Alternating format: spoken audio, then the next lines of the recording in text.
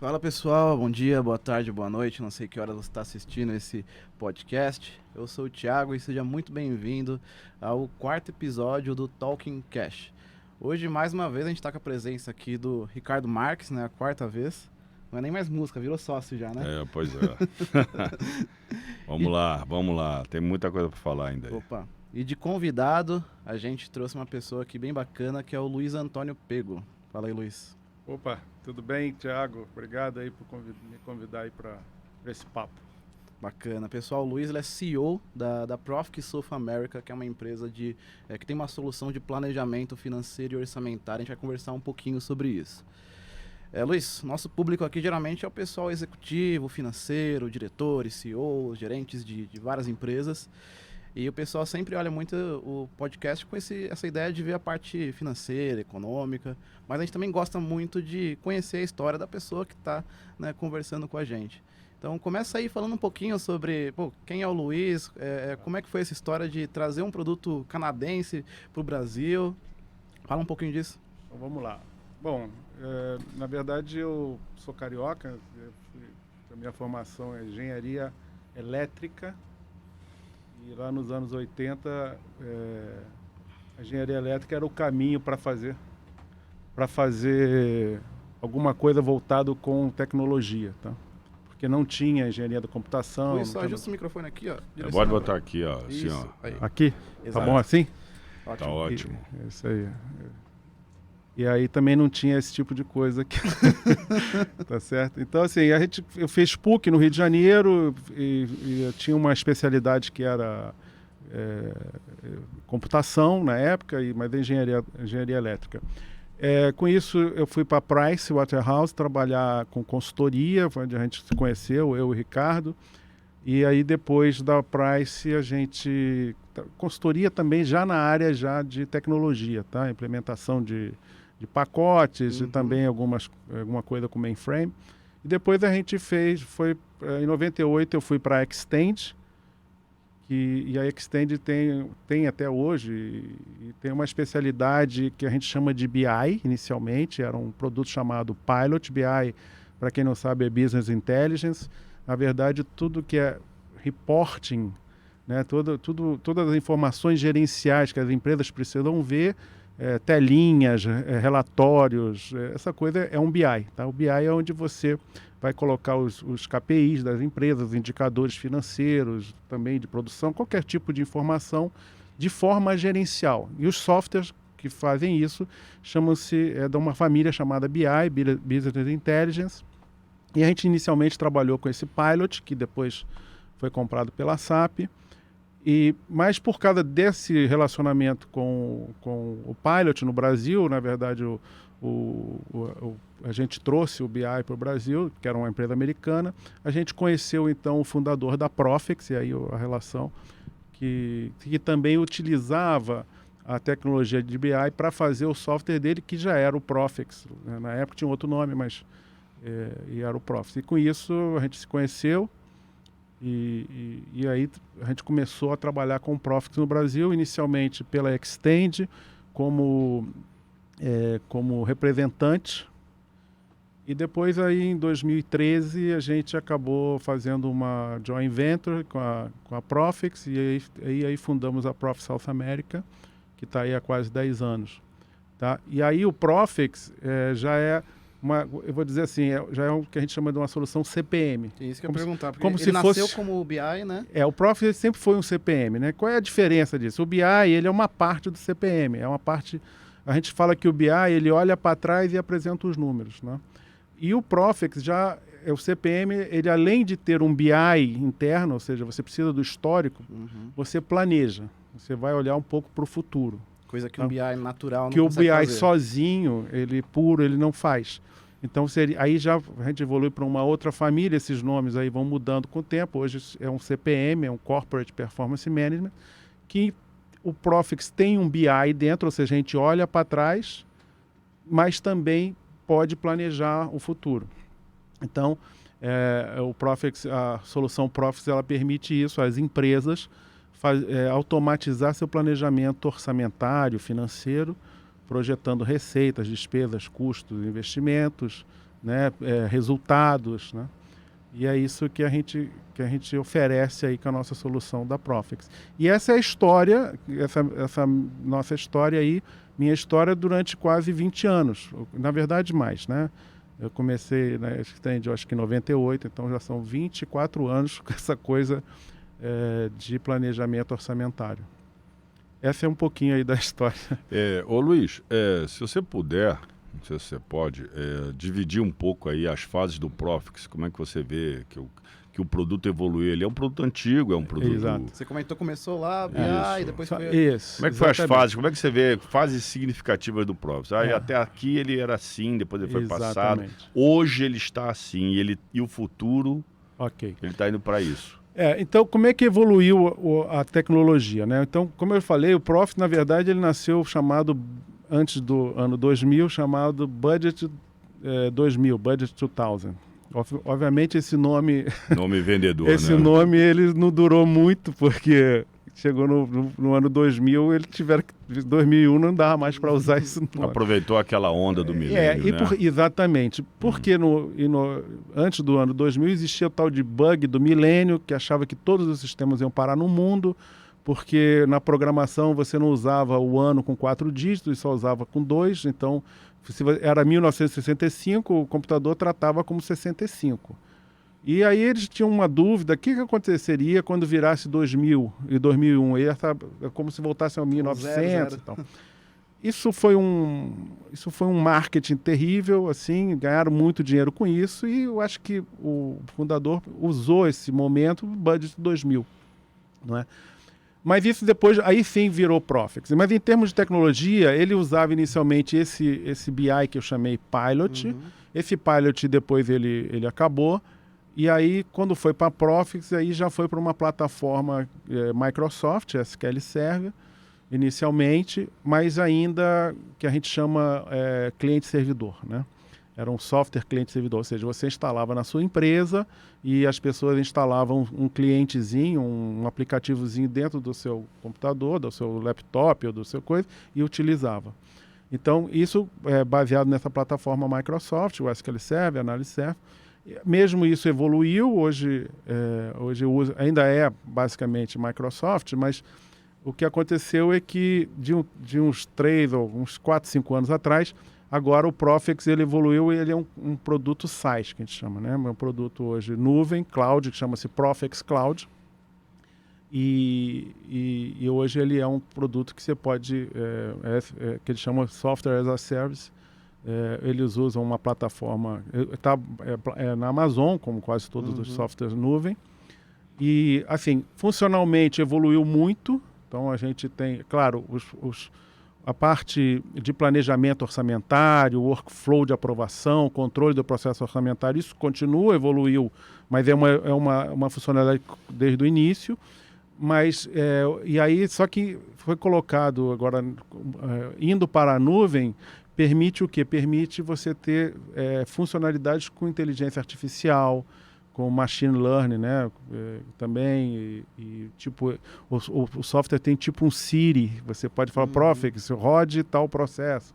Então, a plataforma indo para a nuvem permitiu, além você ter o planejamento orçamentário tradicional, que é fazer receita, despesa, e também agregar funcionalidades de inteligência artificial. Por exemplo, hoje o software ele já vê um relatório, o próprio software ele faz uma análise daquele relatório.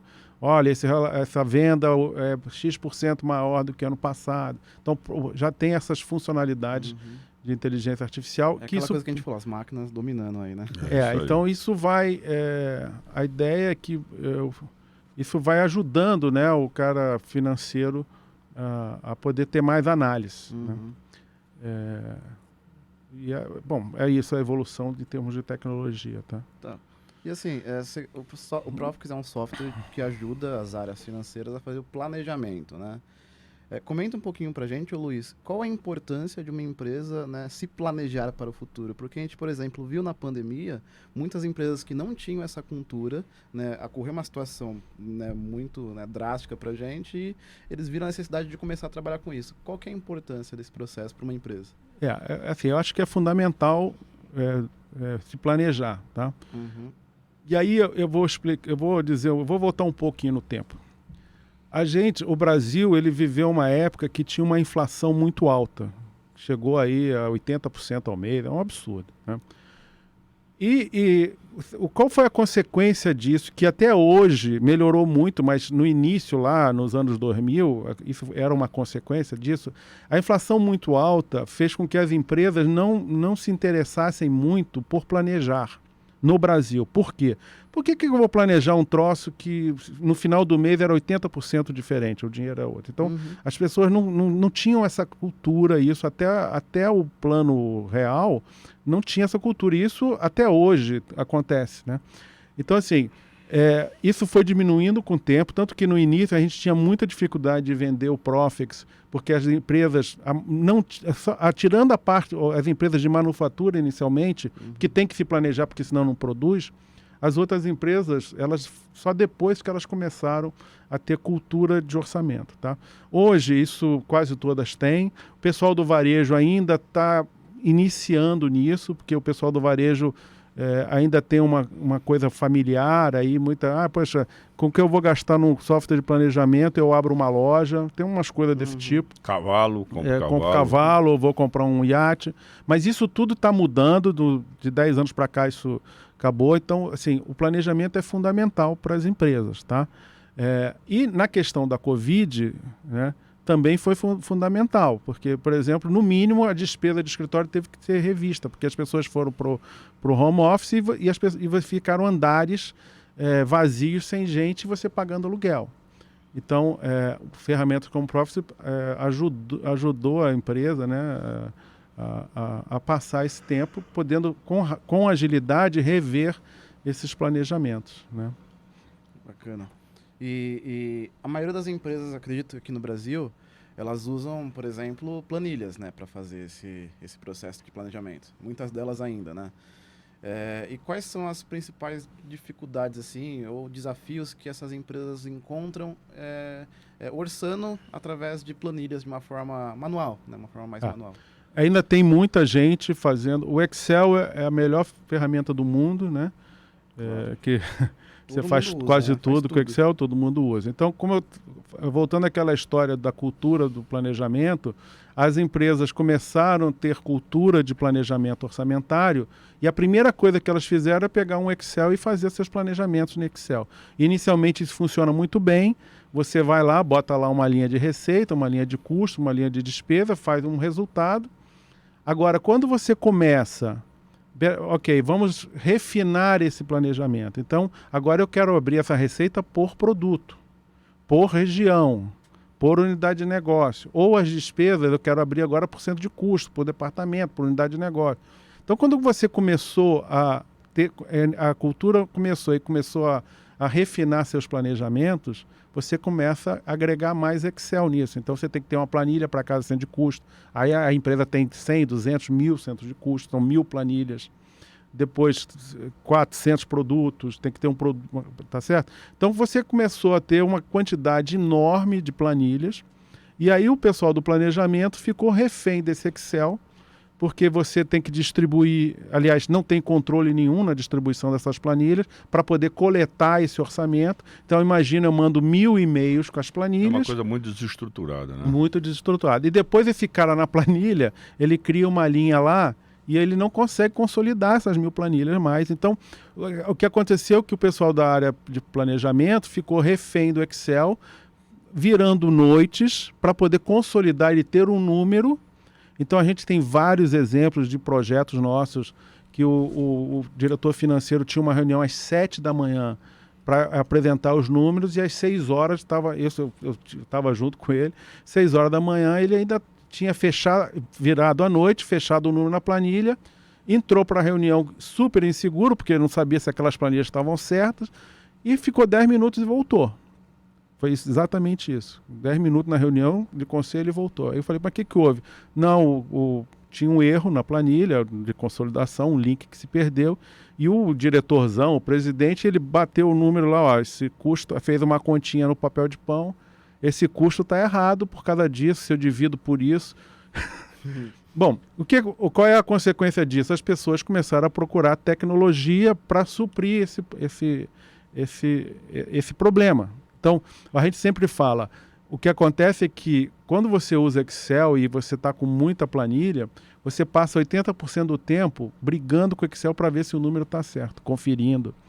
E depois você só passa, se tiver 20%, para analisar os números. Tá? E aí, às vezes, até em função da pressa, o cara tem que dar uma retada. Exatamente. Aí tem várias situações que, por exemplo, quando a gente implementa o Profix, a primeira coisa que o cara fala é, não, olha, se bater com o meu Excel, o software tá bom. E aí não bate nunca. Não bate, aí a gente vai ver que o cara pegou lá e tinha uma marreta, que a gente chama, bota um número a mais numa célula que isso ninguém sabe que existe. Vezes 100. Isso aqui vezes 100. E isso vai para um conselho.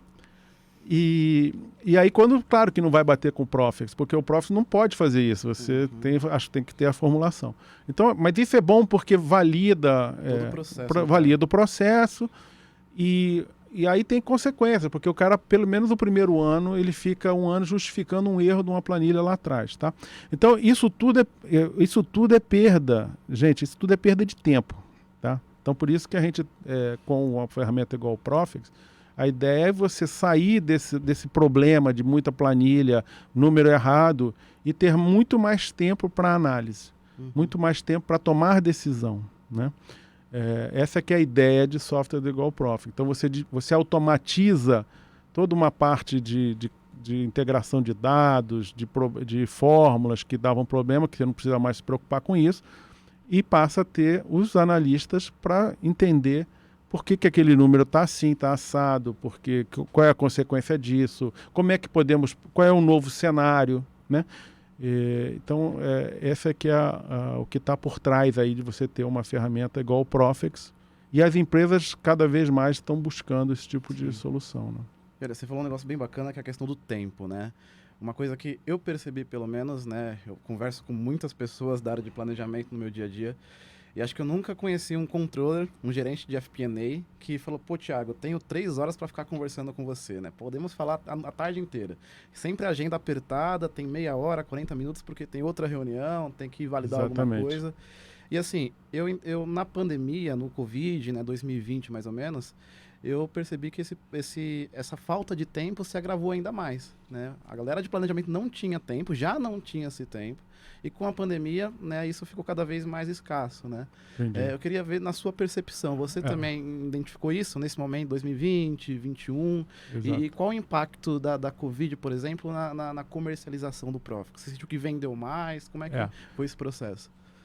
O que acontece é assim, ó, realmente o que parece que o home office inicialmente, eu mesmo no início da Covid, eu achava que não ia funcionar essa coisa das pessoas trabalharem de casa e vender soluções, né, de tecnologia, que eu chamo pelo telefone, mas na verdade pela internet. Né? Eu não acreditava nisso. Eu achava que isso não ia funcionar porque a gente tinha uma cultura, principalmente no Brasil, de você ter que visitar a empresa, olho no olho, aquelas coisas. Mas foi ao contrário, tá? Então, o que a gente vê? As pessoas... Aquela história. À medida que eu resolvi o problema de ter problema com o Excel, eu tenho muito mais tempo para criar novos cenários, analisar mais meus números. Versões, né? Versões, tá certo? Então, o que acontece? Você acaba trabalhando mais nesse sentido, porque se eu mando 10 versões para uma pessoa, a pessoa assim, mas faça mais uma. Aí você vai lá e traz ele, mas vamos fazer... Então, você acaba gerando um ambiente de discussão, né? Para ver, mas já que tem facilidade, vamos fazer mais um cenário, tá? E o que eu acho que o home office trouxe também? A gente não parece não, mas não é só com planejamento financeiro, não. A questão do escritório, você vai tomar uma água, aí vai tomar água, vai tomar um café, você bate um papo, dá um tempo, vai fumar um cigarro, aquelas coisas. E no home office não, porque você não precisa, você está ali, o cara vai marcando reunião uma atrás da outra, você não tem deslocamento, inclusive No nosso caso aqui, que é o caso de venda de tecnologia, a gente fazia 2 reuniões por dia, agora faz 4, com a mesma pessoa. Porque tinha deslocamento, tinha o trânsito. Então isso acabou. Também, né? E aí eu me surpreendi nesse sentido. Isso tem vários relatos das pessoas que estão em home office, trabalham muito mais, porque no final, como não tem deslocamento nem para ir para o escritório, você começa mais cedo e termina mais tarde, né? Então, assim, todas as áreas estão trabalhando mais. Então, aí também um outro mito, que é esse tipo assim, o cara em casa ele vai dar um miguezinho, né? Não vai trabalhar. Isso é mito, porque quem não trabalha no escritório, não trabalha em casa. O cara que quer enrolar... mulher enchendo o saco. Esse é o gatinho que sobe no... Criança que sai chorando. Esses são algumas... Assim, esse é o outro lado, a internet que cai, né? A internet que trava, né? Aquelas coisas todas. Mas isso também... como é que é? A esposa passando de toalha atrás do... Já teve reunião que a gente fez, reunião de projeto. A esposa do cara saiu do banheiro de toalha, passando atrás do cara. Com não, caiu a toalha. As coisas assim, né? Caiu ou o gato sobe no teclado do cara, aquelas coisas. Mas isso também diminuiu muito. As pessoas acabaram tendo um canto, né, em casa para poder trabalhar, e diminuiu bastante. E é isso, eu acho que, na verdade, a Covid, essa coisa do home office, muita gente trabalha muito mais. As pessoas quase todas trabalham muito mais. Sim, e acho que é legal, às vezes, também olhar o home office, por exemplo. Ele pode trabalhar mais, mas talvez também não produzir tanto assim, né? A quantidade de trabalho acho que não influencia a produção ali. Enfim, eu acho assim, quem já era produtivo ficou mais. Quem não era, não é mesmo, não tem jeito. Eu estou querendo dizer isso porque eu não acreditava. Eu acreditava que realmente você tinha que pegar, botar o terninho de manhã, tem que ir para o escritório, ficar lá, sentar. E não é mais, isso foi um mito que caiu. Coisa, né? Porque você vê muitas empresas agora, por exemplo, que aboliu o uso de terno. O pessoal trabalha, né? Mais esporte ali. Verdade. Mesmo indo para o escritório, né? Isso é uma coisa... essas coisas mudaram realmente muito pelo home office, né? Outra coisa importante do home office, e aí tem a ver com a tecnologia de cloud, de nuvem, muita empresa que tinha resistência, porque até uns anos atrás, 2 anos, 1 ano atrás, as empresas ainda tinham muita resistência de botar seus dados na nuvem. Sim. Porque era uma coisa nova, não conhecia e tal. Isso tem mudado, né? Inclusive a pandemia ajudou, porque é o seguinte, quando você tem, aí é uma coisa de tecnologia, quando você tem uma coisa cliente-servidor, de casa não funciona bem, você tem que ter uma VPN, tem umas coisas de tecnologia que acaba atrapalhando o serviço das pessoas em casa. Então muita empresa está buscando ir realmente para a nuvem, primeiro que tem mais segurança com seus dados, que agora você tem toda uma segurança que é criada, e também porque as pessoas no home office precisam acessar os sistemas. E nuvem é a melhor forma de acessar para quem está de casa, tá? Então isso tem acontecido, as pessoas estão procurando por causa disso. E a questão da segurança era um outro mito, achar que dentro de casa o seu dado está mais seguro. Os hackers provaram que não, que na verdade você está dentro de casa, o hacker invade sua rede, dentro de casa eu falo dentro das empresas, invade sua rede, sequestra seus dados, pede dinheiro pelo sequestro dos teus dados, e aí aquilo tudo que você achava que era seguro, não é seguro, tá? E aí quando você vai para plataformas como o Profex, que está na nuvem, que tem toda a certificação de segurança, só que tem vários tipos de certificações, você está muito mais seguro com seus dados na nuvem do que ter um departamento inteiro, fora o custo disso, né? Cuidando ali de segurança, ataque hacker e tal. Até porque agora tem uma lei também, que se você, por exemplo, está em casa, baixa o dado em casa e alguém rouba... O LGPD, Então, teoricamente, hoje é muito mais seguro você trabalhar com Isso é um outro aspecto. Um processo na nuvem, porque a responsabilidade está lá. Exatamente. Isso é um outro ponto importante. O LGPD... Engraçado é aqueles caras que ligam do Oi, né? Não, agora você está aqui, estamos baseando na nossa ligação na LGPD. Já estão falando esse discurso, né? O LGPD, aconteceu isso, você tem razão. Esse é um outro aspecto, tá? Porque, por exemplo, hoje é muito dura a lei do LGPD. Então, você tem responsabilidade sobre aqueles dados, sensíveis ou não, confidencialidade. A partir do momento que eu tiro isso de dentro do meu servidor e boto no Amazon, por exemplo, eu dividi essa responsabilidade com a Amazon. Porque se tiver uma invasão, se eu conseguir ter processos de governança provando que eu fiz tudo certo aqui e a Amazon é que deixou vazar o dado, eu estou, entre aspas, eu estou resguardado. E se eu tiver isso tudo dentro de casa, eu tenho que arcar com tudo isso. Né? Então, isso é um aspecto importante realmente dividindo esse risco com empresas que são mais preparadas, vamos dizer assim. Né? Porque se você é uma empresa, por exemplo, uma manufatura, uma indústria, o teu foco sempre deve ser produzir o teu produto e vender esse produto. Mas acontece que as empresas começam a ter muito trabalho e muita responsabilidade numa parte que é back-office, que é tecnologia. Então, acabam com essa coisa, eles acabam terceirizando isso, inclusive o risco. A única coisa que eu acho, só voltando àquele assunto é que perde um pouco o espírito de corpo a empresa, entendeu?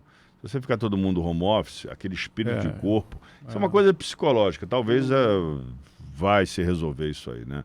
Mas aquele espírito de corpo, aquele sentimento de amizade ficou um negócio meio... Com os colegas, almoçar com o colega, o cara com um problema, aí, entendeu? A gente não sabe pelaquela tela o que está acontecendo com o cara, entendeu? Sim. Então, para mim, é o único hiato, realmente, claro, a produtividade está altíssima, mas esse espírito de corpo... Isso aí, eu vi um processo aí, não sei se foi com a Google, que realmente algumas áreas da empresa, eles voltaram atrás, eles chamaram os caras de volta por causa do espírito de corpo. Eu acho que isso é a identidade, né? É a identidade empresarial. Você acaba perdendo uma identidade da sua empresa. E até vou falar outra coisa, mas tem a ver com identidade. Por exemplo, você ter um restaurante, né? E vender pelo iFood, ótimo. Né? O iFood, mas a verdade, até uma vez uma pessoa falou, você está perdendo a identidade do seu restaurante. Porque, na verdade, quando o cara eu quero comer uma pizza, ele não procura mais a pizza da Camelo.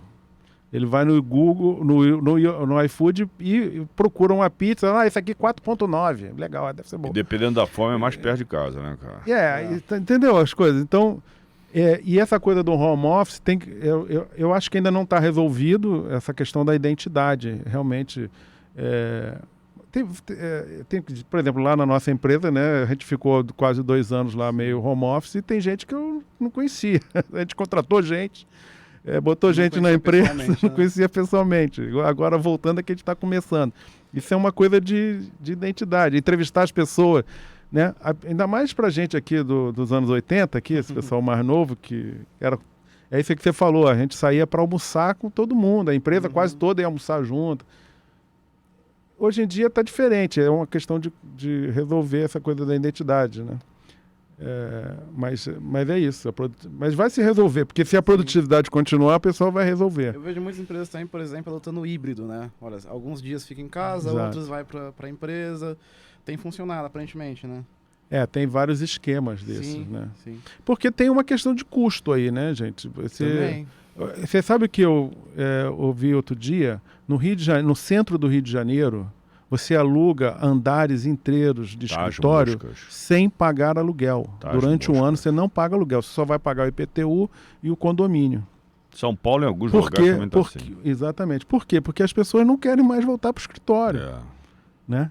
Então isso aí eu acho que é o próximo passo aí dessa questão de desmamar as pessoas, né? Nós temos Ô, Thiago, você cuida aí da coisa, porque aqui, daqui a pouco a gente abre uma cerveja pode deixar. A gente... Tá legal, é assim mesmo, essa é a ideia. O Rio de Janeiro, nós temos você vai lá, quando a gente passa lá no escritório, nossa senhora, tá uma mendigolândia. Restaurantes tradicionais que a gente ia comer, não tem mais. Não tem, né? Não. Acabou. Aí essa coisa, exatamente, o pessoal mais novo se acostumou pede qualquer coisa aí, come no iFood, então são coisas que vai ter que, aos poucos, vão se ajustando, né? Não sei se vai voltar a restaurante tradicional, mas se ajusta. Isso aí. Pessoal, eu vou chamar um break aqui rapidinho, a gente volta na sequência com mais assunto, tá? Ok, até já.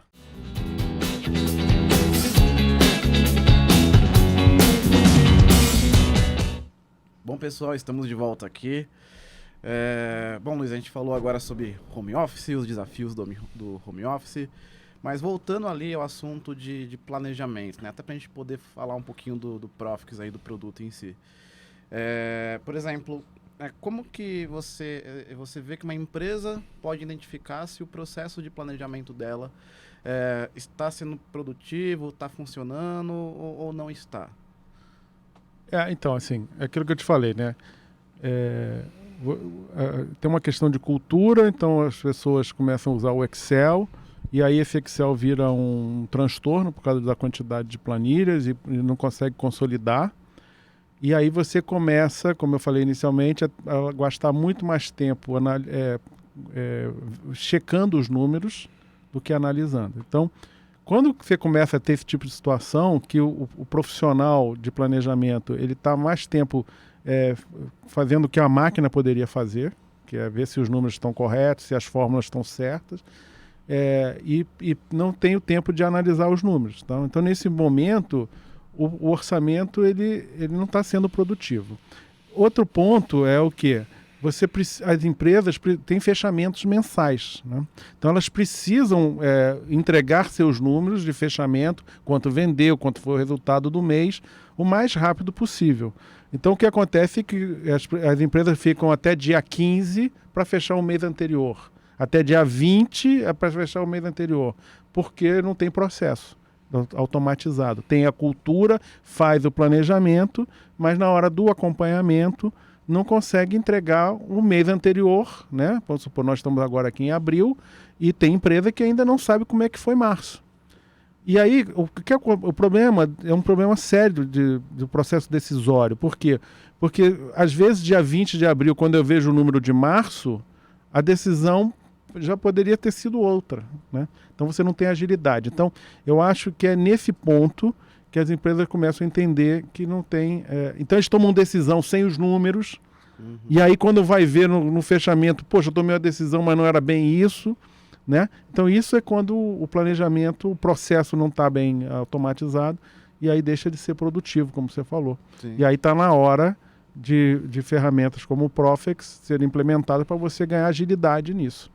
Entendi. Até contribuindo um pouco, eu acho que tem alguns indicadores importantes que o pessoal pode analisar, até na própria operação. Por exemplo, você colocou bem, por exemplo, a demora que ele leva para conseguir fazer uma revisão ou para fazer uma simulação de cenário. Se isso leva muito tempo, é um sinal de que a coisa não está muito legal, né? Demora para você fazer uma alteração estrutural. De repente, ele quer mudar a metodologia orçamentária dele. Olha, eu uso aqui um base zero, quero migrar para um GMD. E, leva meses, às vezes, para fazer isso. Também não é um processo muito legal. Acho que tem essas métricas que o pessoal pode usar, né, para identificar se está bacana ou não o processo e se faz sentido migrar para uma solução que é o melhor caminho, né? Exatamente. Não tem dúvida. E assim, você comentou que o Profix é uma ferramenta de CPM, né? E eu sei que o CPM ele tem como característica principal ter várias funções, né? Um produto bem completo, bem robusto. Você consegue resumir para a gente, Luiz, quais são assim, as principais funções do Profix? Eu sei que não tem só orçamento, tem mais coisinhas ali, né? Consegue passar para a gente um pouquinho disso? O Profix, então, é uma ferramenta que ela é muito robusta e completa na parte do planejamento e acompanhamento, tá? Porque quando a gente fala planejamento é uma coisa.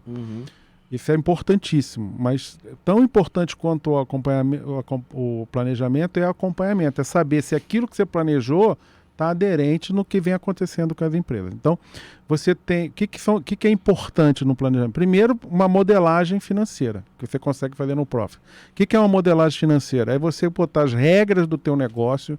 Então, como é que eu projeto minha receita? É por produto, é por região, é em dólar ou em real? Como é que eu projeto minhas despesas por cento de custo? Como é que eu faço meus custos? Então, é uma modelagem financeira e o Profix é muito robusto nisso. E essa modelagem ela tem que ficar com a área de planejamento que conhece as regras de negócio e não TI.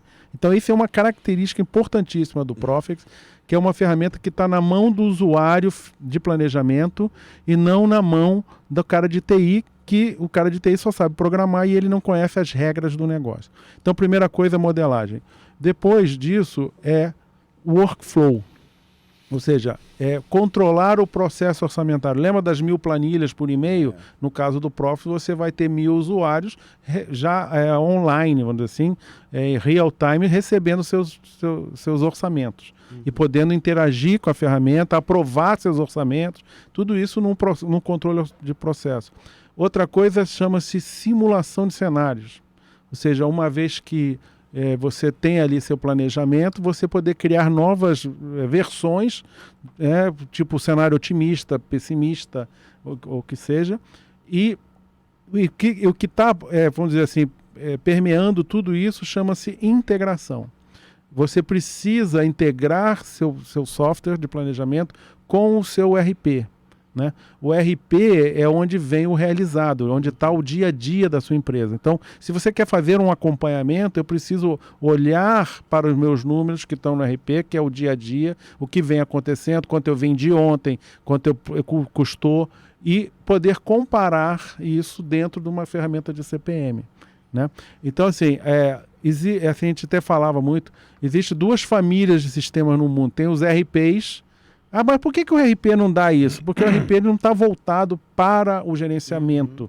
Ele está voltado para o dia a dia, exatamente, para a produção, para o RP tem um dado bruto ali, né? Dado bruto. O RP ele foi modelado, ele foi criado para emitir a nota fiscal, fazer a contabilidade, apurar o custo. Mas ele não foi pensado, a arquitetura dele não é pensado para fazer o relatório gerencial. Tanto que o pessoal sempre tem que ter uma ferramenta de CPM. E aí é o CPM. Ele se integra ao seu RP, qualquer um que seja, tá? SAP, TOTOS, Oracle, e aí transforma, vamos dizer assim, esse dado que ele está um dado operacional num dado mais gerencial, estratégico, para poder, então, aí sim fazer os seus acompanhamentos com o seu planejamento, tá? Essa que é a ideia aí do CPM. Um outro ponto aqui. Por exemplo, numa situação de um grupo econômico, o Profit, eu sei que ele também consegue fazer, por exemplo, a consolidação financeira. Exato. Né? Também tem essa funcionalidade, né? Isso é uma outra importante que você falou. Consolidação financeira não é só somar os resultados. Eu tenho a empresa A, a empresa B, somo a receita das duas, o custo das duas, eu tenho o resultado das duas. Às vezes não é isso, porque dentro de um grupo econômico você pode ter transações entre essas empresas. Ou seja, eu tenho uma empresa do grupo que vende para uma outra empresa do grupo. E isso tem que ter um ajuste, uma eliminação que a gente chama. Então o Profit também consegue, além do planejamento, você consolidar isso, levando em conta ajustes de eliminação, ou seja, transações entre as empresas têm que ter eliminadas, que a gente chama. Também essas empresas podem estar em países diferentes, então você tem que ter conversão de moeda, né? Tem que ter ajuste de câmbio, porque a taxa cambial variando, isso pode dar um resultado vamos dizer, cambial, tanto prejuízo como não, se sobe ou desce, então isso tem que ser ajustado. Então, assim, o que está por trás de uma consolidação financeira não é só somar os números, são eliminações, ajustes cambiais, né? Conversões, né? Porque eu posso ter uma empresa na Colômbia, em peso colombiano, no Brasil em reais, e a minha hold está nos Estados Unidos e eu preciso converter isso para dólar, né? E aí tem ajustes cambiais que tem que ser feitos, taxas. Então é bem complexo. Fora a questão de gaps também, né? E isso é uma outra coisa importante, isso está diminuindo, mas você tinha gap é prática contábil, né? A prática contábil no Brasil é diferente do que a gente chama de BR Gap e o S Gap, que a gente chama. Por exemplo, eu não sou especialista, mas uma coisa que eu sei, assim, existem... você sabe que todo imobilizado, uma mesa, um prédio, né, e tem depreciação. E contabilmente você tem que depreciar isso, né? Só que, por exemplo, nos Estados Unidos, por exemplo, eu vou chutar aqui, eu vou dar um exemplo, tá? Por exemplo, nos Estados Unidos um prédio se deprecia em 30 anos, no Brasil se deprecia em 40, uma suposição. A regra pode não estar clara, mas isso dá uma diferença de resultado. Porque se eu compro um prédio de 1 milhão e deprecio em 30 anos, eu divido 1 milhão por 30, que aí E no outro caso, que se é 40 anos, ele pega 1 milhão e divide por 40. E isso vai dar uma diferença no resultado. Isso é que chama-se as práticas contábeis. Isso tem que ser considerado na hora que você consolida as empresas. Né? Coisas que nos Estados Unidos você vê como imobilizado e deprecia, no Brasil, por questões legais, não é um imobilizado, pode ser uma despesa. Né? E aí, isso que são práticas contábeis. Como você contabiliza alguma saída de dinheiro, principalmente, né? E isso pode dar diferença nos resultados que devem ser explicados. Tá? A Profit é um investimento forte nessa parte de consolidação, né? Aí tem não sei, a gente falar um pouco que a Profix, aí eu vou falar um pouco no último ano, principalmente. Como eu falei, a gente conheceu o fundador da Profix, foi quando a gente veio com o Profix para o Brasil e iniciamos aqui, fizemos uma joint venture. E aí a Profix era uma empresa que o pessoal chamava lá, que é bem interessante, que eu estava até falando contigo, que é o Bootstrapped. O que é uma empresa Bootstrapped? É uma empresa que começa com seu capital próprio, né? E você vai crescendo a empresa, tendo mais receita, tendo mais lucro, mas você está sempre com o sapato, eu interpreto assim, está sempre com o sapato apertado. Então, se eu quero investir um pouco mais, eu não tenho, porque eu não tenho venda suficiente, então tem que estar com o sapato, eu não tenho folga no meu sapato. Esse é que eu entendo do bootstrapped. Então, a Profit era uma bootstrapped. Quando foi agora um ano, mais ou menos 1 ano e meio, houve um investimento grande de um fundo de investimento britânico chamado HG Capital, Bacana. Que aportou investimento na Profit, e ela deixa de ser uma empresa bootstrapped. Então agora, quando é uma empresa que eu chamei bootstrapped, ela cresce, vamos dizer assim, organicamente. Eu tenho mais parceiros, eu tenho mais clientes, eu vou vendendo meu produto, vou tentando melhorar, isso vai crescer. Isso eu tenho um ritmo de crescimento. Quando você entra como o HG entrou, a ideia é que você cresça com mais velocidade. E você tem 2 formas de crescer a empresa. Organicamente, que é isso, vendo mais produto, abro mais cliente, boto mais funcionário. Né? Que é o que vem acontecendo com bastante bem, né? Isso, e agora tem a que a gente chama de crescimento inorgânico.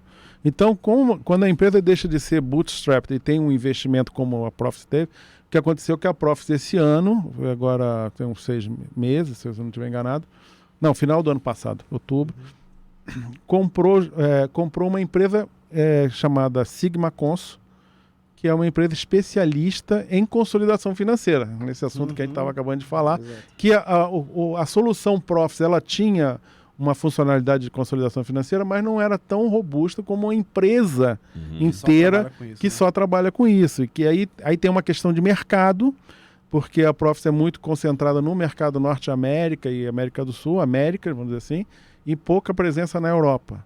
E a Sigma Cons é o contrário. Né? Além de ser complementar na funcionalidade, é complementar em mercado. Que aí agora eles têm uma presença forte. Então, isso que a gente chama de crescimento inorgânico. Né? Imagina o investimento que teria que ser feito para organicamente ir para a Europa, ter parceiro. Quanto tempo leva isso? Do que você... Aí, quando você tem um capital, você vai lá e faz uma merge acquisition, né? Que é uma fusão. Foi o que aconteceu. Então, a Profit já conseguiu... E parece que tem mais coisas aí. A ideia, então, claro, o orgânico continua, mas são saltos quânticos, né? Assim, agora já entra... Cada vez que você adquire uma nova empresa, você compra não só mercado, clientes e tudo isso. Entendi. Então, esse é interessante, esse movimento que a Profix, com o investimento da HG, permitiu que a Profix faça. E além dessa aquisição, dessa empresa de consolidação, quais benefícios você vê com a entrada da HG? Tem essa parte, né? Funcionalmente é complementar.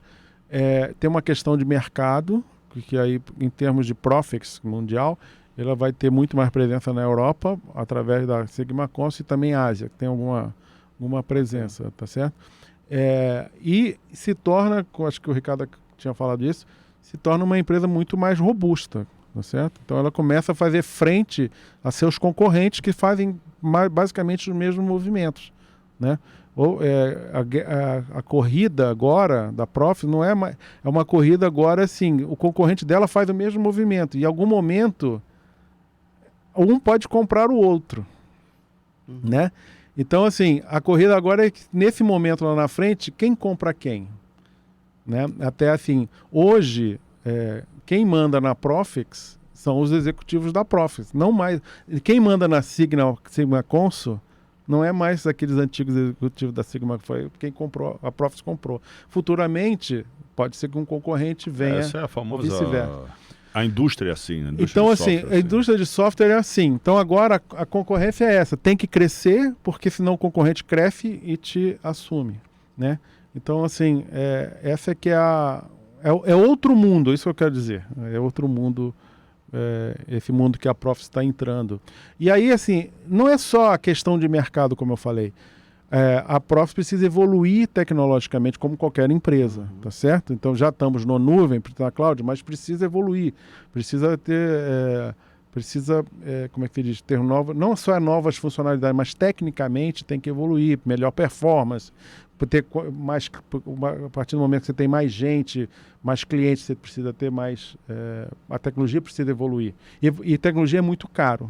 Então, com isso, com esse investimento, além de você ter esse crescimento como empresa, também um investimento forte em tecnologia. Tá? Eu não estou falando só de funcionalidade, estou falando de arquitetura de software. Então, por exemplo, coisas... o Profis agora já toda em microserviço. Eu não sou especialista em microserviço. Isso vai permitir que você continue utilizando a nuvem de melhor forma, né? Então, tem coisas que você tem que investir na plataforma, né? E isso é caro, né? Que o investidor permite. Pode-se dizer que implementar microserviço para permitir uma velocidade maior de processamento, etc. e tal, essas leis que estão vindo aí para permitir o dado, praticamente está um pouquinho matando aquela versão on-premises do software, né? É uma tendência, né? A versão on-premises a tendência é realmente terminar. Essa questão, o pouco que eu entendo da tecnologia quando você tem um software on-premises, você compra uma máquina, um HD e uma memória. E um cara para operar. E aí, tudo bem, e uma administração disso. Essa máquina, ela está, entre aspas, pode ser uma VM, que é uma máquina, ela está dedicada àquele software. Se aquele software está sendo usado ou não, a máquina está lá. A memória está lá, você já botou um dinheiro lá e está lá, está parado. Quando você usa microserviço e outras coisas mais técnicas, tá?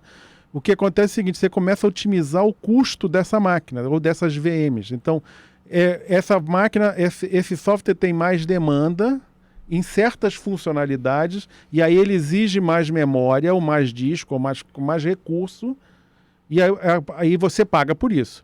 A partir do momento que eu não preciso disso, você não usa aquele recurso, porque não está tendo tanta utilização, e aí esse recurso que está ali livre, você usa em outro software, né? Ou em outras funcionalidades, se a gente estiver falando. Isso é que esse tal microserviço e essas tecnologias permitem. Isso vai acontecer. O que vai acontecer com isso? Você vai baratear o custo de tecnologia. Então, aquilo que era uma máquina que você comprava, tinha que comprar, botar lá, instalar e administrar, aquilo passa a ser compartilhado, tanto memória como os recursos, né, os recursos com outros softwares ou até com as funcionalidades do seu software. Então, no final, essa conta, você tem uma lucratividade maior, mais barato. Isso é um movimento que eu vejo aí dos que estão isso que a nuvem está permitindo. Consultorias fazendo otimização de CPD, otimização de operação, botando softwares além de compartilhado com microserviços, também tomar cuidado com o operador. O operador hoje... tem o que você chama de orquestradores. Exatamente, né? Orquestrações. Aí vem outros negócios atrelados a esse, né? Quer dizer, para você gerenciar esses softwares que estão numa nuvem, compartilhando recursos, precisa ter um outro software que gerencia ou orquestre isso. Não, agora vai você, Thiago, agora vai... Tá certo? Então, são outros negócios que vão surgindo E aquele on-premises lá está e fora desse lá, mundo, né? Esse on-premises, esse que está na sua máquina, aquilo lá acabou. Além de você poder ser invadido lá e o cara tomar teus dados. Exatamente. Então, o on-premise ele acaba, por quê? Porque o custo fica alto, porque ele não compartilha recurso, porque tem risco alto de vazamento, né? E a administração é cara, e aí você começa a sair. E as empresas já estão vendo isso de uns anos para cá, isso está cada vez mais forte, né? Então, esse papo, porque os meus dados...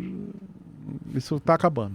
É por causa da lei. A lei vai criar essa cultura. Né? A lei criou essa cultura e também porque é mais barato. No final, eles vão ver que é mais barato. Eu tenho um parceiro aí que está fazendo até um estudo aí numa rede de varejo aí para otimizar os custos de CPD dele, né? A gente conversou com esse cara. Muito bom. Tem mais alguma pergunta sobre a HG? Rapaz, não. Eu vi você anotando ali. Não, eu anoto, mas é para não esquecer que eu tô velho. Luiz, assim, a gente falou de consolidação financeira, que de fato é um tema muito importante, mas uma outra abordagem que eu sei que o Profix faz é também o planejamento de despesa com o pessoal. Eu sei que muita gente tem muito interesse nisso também. Fala um pouquinho sobre esse aspecto específico da ferramenta, como que, né, a empresa pode usar o Profix para projetar lá RH, simular contratação, demissão, etc. Então assim, e cada vez mais, né? Sim. Um custo importante das empresas em geral é o custo de pessoas, não é? Então, assim, cada vez mais você precisa detalhar mais aquilo que eu falei no início, detalhar mais seu planejamento. E no caso de custo pessoal, em alguns casos é necessário chegar, por exemplo, uma despesa de viagem, por exemplo, ou uma despesa de escritório, qualquer despesa, um detalhe, você chega, teria a conta de despesa no centro de custo. Né? Uhum. Quanto você gasta de luz por cento de custo? Né? Você faz um rateio e tal, mas que seja. Então, esse é o detalhe. Uhum. Quando a gente está falando de pessoal, a gente tem que ter um detalhe a mais, porque você tem a despesa daquela pessoa naquele centro de custo e por pessoa. Né? Então, porque você tem o gerente, você tem o coordenador, você tem o auxiliar, né? Isso são custos diferenciados. Uhum. Então, o que o Profix permite é que você detalhe a sua despesa de pessoal chegando ao nível pessoa, né? Por pessoa, por matrícula. Mais ainda, por vaga. Porque não é, às vezes eu tenho 5 pessoas no meu departamento, mas eu tenho 2 vagas a mais. Né? Uhum. Então, a verdade é mais do que a pessoa, é a vaga. Porque no final você tem que controlar as vagas que você tem ou não tem também. Né? Uhum. Então, assim, então, esse detalhe é possível no Profix, depois você vai consolidar isso no centro de custo, no departamento e assim por diante. Então, você precisa cuidar por pessoa o salário dela, os encargos, os benefícios dessa pessoa, né? E dependendo do cargo, por cargo, né? Dependendo do cargo da pessoa, o benefício é maior ou menor, né? Comissionamento e outras coisas, né? Então, o Profix permite esse detalhamento. Então, você vai a um detalhe máximo, que é o custo das pessoas, pessoa a pessoa, vaga a vaga, e aí depois isso vai consolidando até chegar a um custo de pessoal da empresa como um todo. E um ponto aqui, ele faz a simulação de pessoal, mas headcounts, benefícios, salário, tudo isso ele consegue puxar, né, integrar com a folha da empresa, né? Exatamente. Então, como eu falei no início, uma coisa importante no Profix, quer dizer, com sistemas como o Profix, é a integração. Eu preciso integrar com a folha para trazer de lá quem? Os funcionários, quanto ganha cada um, todo o cadastro, vai. Uhum. E se tem vaga ou não. E no final, uma coisa que o pessoal procura saber é uma simulação nesse sentido. Uhum. Uma vez que eu tenho tudo, sempre é assim, né? Eu tenho tudo resolvido, a integração está automatizada, está tudo aqui, os números estão bacanas, os cálculos estão jóia. Aí você vai pensar logo, vem cá, se eu cortar uns 30 pessoas aqui, como é que fica o meu resultado? Tá certo?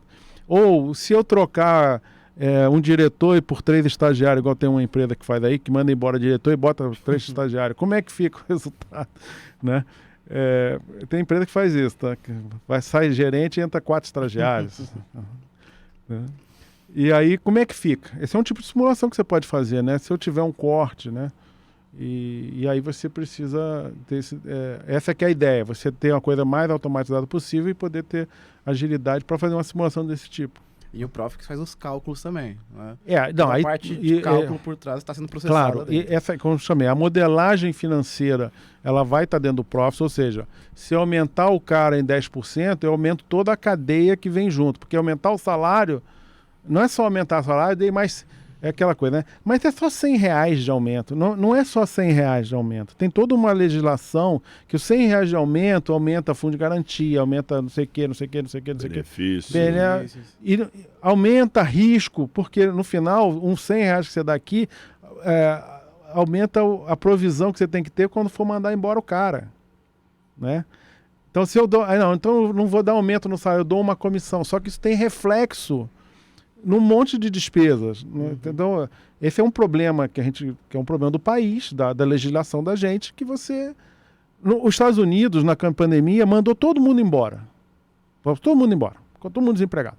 Já botou todo mundo para dentro de novo. Mas por que mandar embora lá? É mandar embora. Você é um contrato. Entendeu? Só não pago mais você mês que vem. Teve aqui não, você mandar embora, você tem que... Não consegue mandar. Às vezes. Você não tem caixa. Tem empresa que não tem caixa para mandar embora. Na Europa aí fica pagando o salário do cara. Teve um vídeo lá fora que o cara ele colocou uma galera numa sala de reunião. Se você tá aqui nessa reunião, você tá demitido, infelizmente. E mandou uma porrada de gente embora. Isso falaram dele pra caramba. Né? Deu o que falar. Ficou famoso ele. Exato. Então, assim, e essas coisas têm que ser refletidas, principalmente no Brasil, tá? O custo do pessoal é importante, não pela pessoa, não pelo salário só, mas por tudo que está atrelado, todo o custo que está por trás daquilo. Não? Muito bom. E a gente consegue ter essa modelagem na Europa realmente tem esse... Aproveitando. Os Estados Unidos no México também é assim feito o Brasil. Mas acho que na Europa ainda é menos que o Brasil. Não, a Europa é chato, cara. Tem país, França é um país chatíssimo. A França é enrolada. Chatíssimo. A Alemanha tem as suas nuances, Portugal é chato também, a maioria é chato ali. Bom, mas a gente falou bastante sobre esse ponto de vista, por exemplo, do usuário, né, que vai lá fazer uma simulação no Profix, que vai fazer uma previsão de despesa, de receita, como você bem colocou, de RH. Mas e a visão do diretor, do CEO da empresa? Né? Uma pessoa na sua posição, né? O que ele tem de ganho com a ferramenta? Né? Aí é aquilo o que ele ganha é agilidade, é ter os números na hora certa para ele poder tomar a decisão, né? Então, assim, quando você... Claro, o Profix vai tirar a dor daquele pessoal que está ali construindo os números, assim, ou analisando, e um CEO, uma empresa, ela vai ganhar agilidade, por exemplo, ter um fechamento tem cliente nosso, e grande empresa até, que faz o fechamento do cara leva 3 dias. Só não leva 2 porque tem uma das empresas que não tinha RP na época. Então, mas em 2 dias ele tinha o fechamento dele. Sabe o que é isso? Fechou dia 31, dia 2 ou 3, ou que seja, dia 3, o cara já sabe como é que está a empresa dele, como é que foi o mês anterior. Então, isso para o CFO, não só para o CFO tem que informar isso, mas isso para o presidente é importantíssimo. Né? É porque os acionistas vão perguntar como é que está a minha empresa. E o empresa. acionista e tudo isso, e como é que está a empresa. Então, esse que é o ganho. É você ter, claro, esse presidente, talvez ele nunca entrou no Profix. Às vezes ele nem sabe que tem o Profix. Ele sabe que no dia 3 ele tem o número dele. E ele sabe que se não tiver dia 3, ele tem algumas coisas. Ou se tiver... E ele sabe quando não tem um Profix que dia 20 ele está recebendo um número já mudou. A vida já mudou, entendeu? Então, assim, esse que eu acho que é o ganho. Ferramentas com o Profix para um nível mais C-level, um nível mais de... Existe essa possibilidade porque justamente o Profix ele também consegue projetar os demonstrativos financeiros, né? Exatamente. Vai existir a integração do operacional com a parte financeira, com DRE, com balanço, né? O que é um fechamento? Né? O que é um fechamento? Dia 30 terminou o mês, 30 ou 31, que seja. Os RPs, eles fecham o mês, ou seja, roda, ou seja, o RP está contabilizando todo dia. Dia 30 ou dia 31 à noite, você já pega esse dado e já joga para dentro do Profix. Isso é automático. Antes não era, isso era manual. Tinha que baixar um arquivo texto, botar no Excel, né? Então já jogou para o Profit. Ali, o Profit já fez toda... Aí sim, aí vem... Como eu falei, o dado é bruto, né? É dado operacional. Então vem a receita, vem o custo, vem tudo. E o Profit já está todo, vamos dizer assim, automatizado. Na hora que carrega esse dado do dia 30 para o dia 1º, você já tem os principais relatórios, vamos dizer assim, né? Os demonstrativos. Como é que foi minha venda, como é que está meu resultado, meu balanço, meu DRE que você chama, né? Ou até a projeção do caixa. Exato. Então, isso era feito na mão. Por isso que leva até dia 20. O cara tem que baixar roda um processo no RP, baixa para o Excel, vê se está legal. Ih, esqueci. Roda de novo. E isso vai até dia 20. Aí depois que acho que está legal. Agora vamos ver os números. Ih, está faltando, esqueceu a planilha. Então, por isso que ia até o dia 20. Quando você usa uma ferramenta igual o Profit, não, você, em uma noite você já está... Claro que leva mais um dia para o cara dar uma conferida, tem uma contabilização errada. Pô, espera aí, que número é esse, né? E falando nisso, até uma coisa que... A questão existe uma coisa no Profix, que é uma das vantagens de estar na nuvem, que chama-se detecção de anomalias. Isso é bacana. Então existe já um serviço, o Profix tem essa funcionalidade, em que você já recebendo esses dados da área financeira ou do seu RP, você já tem uma inteligência que vai dizer assim, olha só, você costuma pagar R$1.000 de táxi. Esse mês veio 100 mil. Estou chutando aqui, mas essas são as anomalias. Então esse software, ela já vai dentro da base do Profix e já identifica para você por que esse centro de custo está tão fora. Uma coisa assim, você tem, claro, tem regras, não é tão simples, mas já pensou isso? Você já nem precisa mais do analista ver se tem uma... Tá certo? Então até isso a coisa vai... o analista olho nu, ele não conseguia identificar. Demora, porque tem um monte de planilha para ver. Então a tecnologia, ela vai permitindo essa coisa da inteligência artificial, permitindo esse tipo de coisa. Né? Imagina, eu tenho um erro desse, que é um erro de contabilização, o analista não viu, fechei no dia 2 tranquilo, mas aí o cara vê aquele número, o presidente toma uma decisão, né? Corta tal coisa, e no final não era isso, foi uma coisa pontual, um problema de que não era, tá certo? Então, e aí o cara até toma uma decisão errada, porque o número não estava perfeito. Então até isso vai evoluindo, né? E a tecnologia vai permitir esse tipo de... Você realmente cada vez mais usar inteligência artificial na parte financeira. Muito bom. E outra questão aqui, Luiz, a gente comentou de muitas funções, né? Planejamento, consolidação financeira, planejamento de RH. Como é que é a metodologia, por exemplo, para implantar um software como o Profix, né? Eu, como empresa, eu poderia, né, escolher, quero só usar a parte de consolidação, só a parte de RH, ou quero usar tudo isso? Né? Como é que vocês abordam esse assunto, essa parte? Então, assim, claro que o planejamento, ele tem um escopo. Um escopo... É melhor que BI, porque BI você pode ter muita criatividade, os indicadores, aquela coisa, então é mais difícil. Mas o planejamento orçamentário, financeiro, ele tem um escopo, ou seja, todo mundo tem que orçar sua receita, mesmo uma empresa que não é de vendas, por exemplo, uma empresa não lucrativa, ela tem que orçar uma receita. A receita de doação, ou o que seja, uma receita de algum benefício do governo. Então o escopo é esse, é uma receita, todo mundo tem um custo, todo mundo tem uma despesa, todo mundo faz investimento e todo mundo no final apura um resultado. Então esse escopo está aí. O que vai variar, então isso tudo você consegue, que eu chamei de modelagem financeira. O que pode variar também são metodologias de planejamento. Então, por exemplo, tem empresas, principalmente para despesas, tá?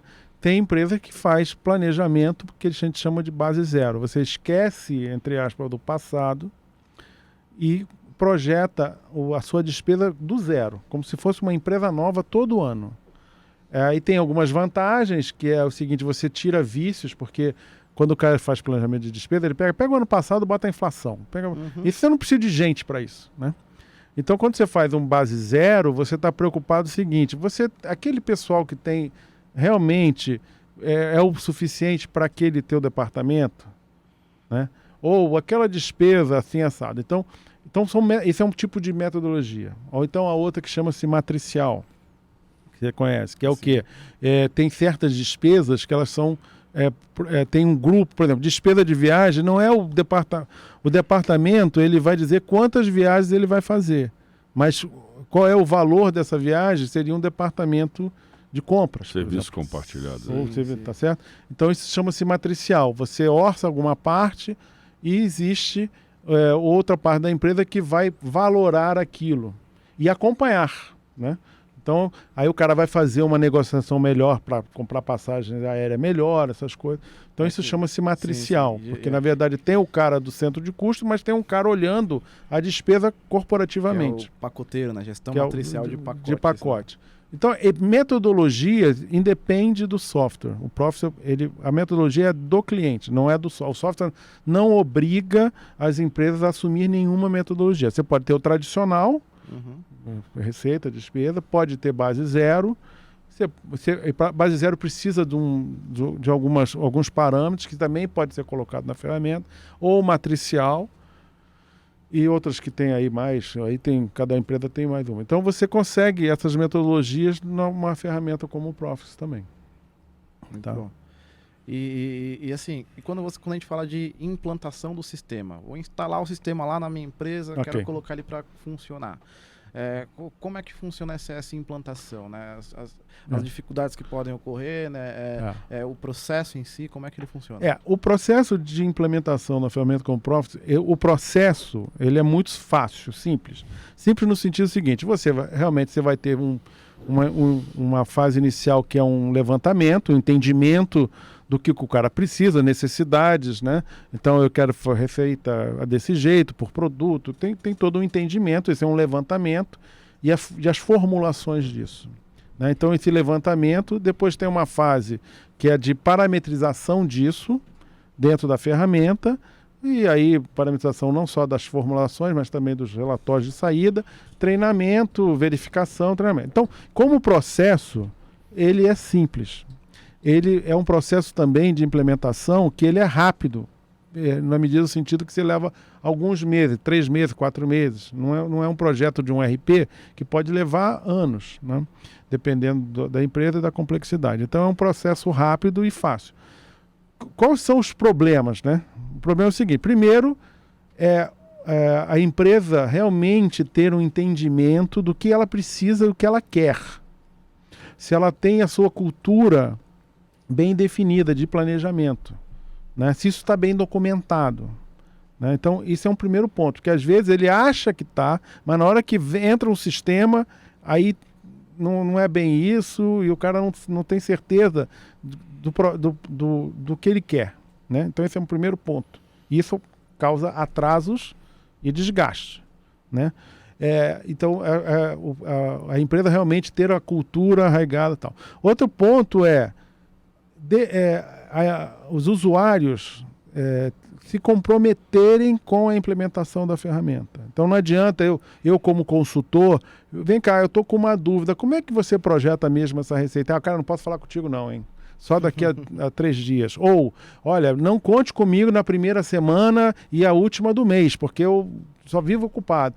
Isso, aí os tais 3, 4 meses passa a ser 6, 7. E aí o cara não... Entendeu? Então, comprometimento. Então, isso qualquer sistema é assim, né? Você tem que ter um sponsor acima desse cara que vai dizer o seguinte: cara, dá uma atenção aqui, porque isso é estratégico para a empresa. Então, assim, isso não é um problema só esse é um problema de softwares em geral, de pacotes que a gente quer implementar. Então tem que ter entendimento do que quer, saber realmente o que quer, porque o planejamento orçamentário não ela tem uma parte ainda que a empresa tem da cultura da empresa, com certeza. Que não é uma coisa que você dá para industrializar muito. Mesmo o orçamento de RH numa empresa de um jeito, da outra é outra. Um planejamento de RH, apesar de ter legislação tal, num hospital é de um jeito, porque no hospital você tem médico que é contratado. Contratado, não é CLT, tem CLT, tem CQ, tem PJ. O especialista que e traz você todo paga diferente, é. apesar de ser uma legislação só. Num colégio é diferente. Então, até isso... E a pessoa... Então, você tem que saber o que quer, conhecer o teu negócio e comprometer com o resultado daquele projeto. Deixa eu aproveitar esse ponto que você está tocando. É o seguinte, eu acho, uma experiência que eu tenho é que as empresas, elas não têm aquele... Talvez com o RP tenha mais. É aquele grau de... É um mindset necessário para as empresas entenderem que a implementação ela é contínua. É claro que vai ter um grande problema no início para bagunçar as coisas, mas o produto não pode... implantou, está tudo bem. Verdade. Entendeu? Então tem que ter aquele mindset. Eu queria que você até falasse um pouquinho sobre isso aí. Okay. Tem um mindset aí da pessoa entender que é um sistema, uma coisa viva, uma consciência. É feito você pegar aquele garoto, dar até o 4º ano primário para ele. O garoto não vai saber... Ele não vai... o homem, pelo menos, o ser humano ainda aprende lendo um jornal. Agora, o sistema ainda não faz isso, né? Teve uma pessoa há muitos anos que ela falou uma coisa. Sistema de CPM é que nem planta. Você tem que regar, senão elas morrem. Que é isso que você está dizendo. Então, ok, tive a implantação, está tudo beleza. E aí está funcionando, fizemos o primeiro orçamento, estamos acompanhando. Mas... as empresas são dinâmicas, então muda uma regra de negócio, você tem que ajustar o sistema, muda uma forma de ver, muda o diretor, então muda o mercado, veio a Covid, né? Veio o Putin, e aí a gente descobriu que não tem fertilizante no país, então o índio é dono do potássio, entendeu? E o índio está sentado no potássio. Então, ninguém pensou nisso antes, né? Isso é falta de planejamento, né? Como é que eu vou ter a maior indústria de agronegócio do mundo e não tenho fertilizante, cara? Porque um maluco lá atrás resolveu vender porque é mais barato comprar da Rússia. Só que tem o Putin. Bom, isso é tudo falta de planejamento. Mas a pergunta do Ricardo e é verdade, não é só implementar e ir embora para casa. Tem que ter um acompanhamento. Né? Um acompanhamento que eu falo assim, o sistema é como se fosse uma manutenção de carro.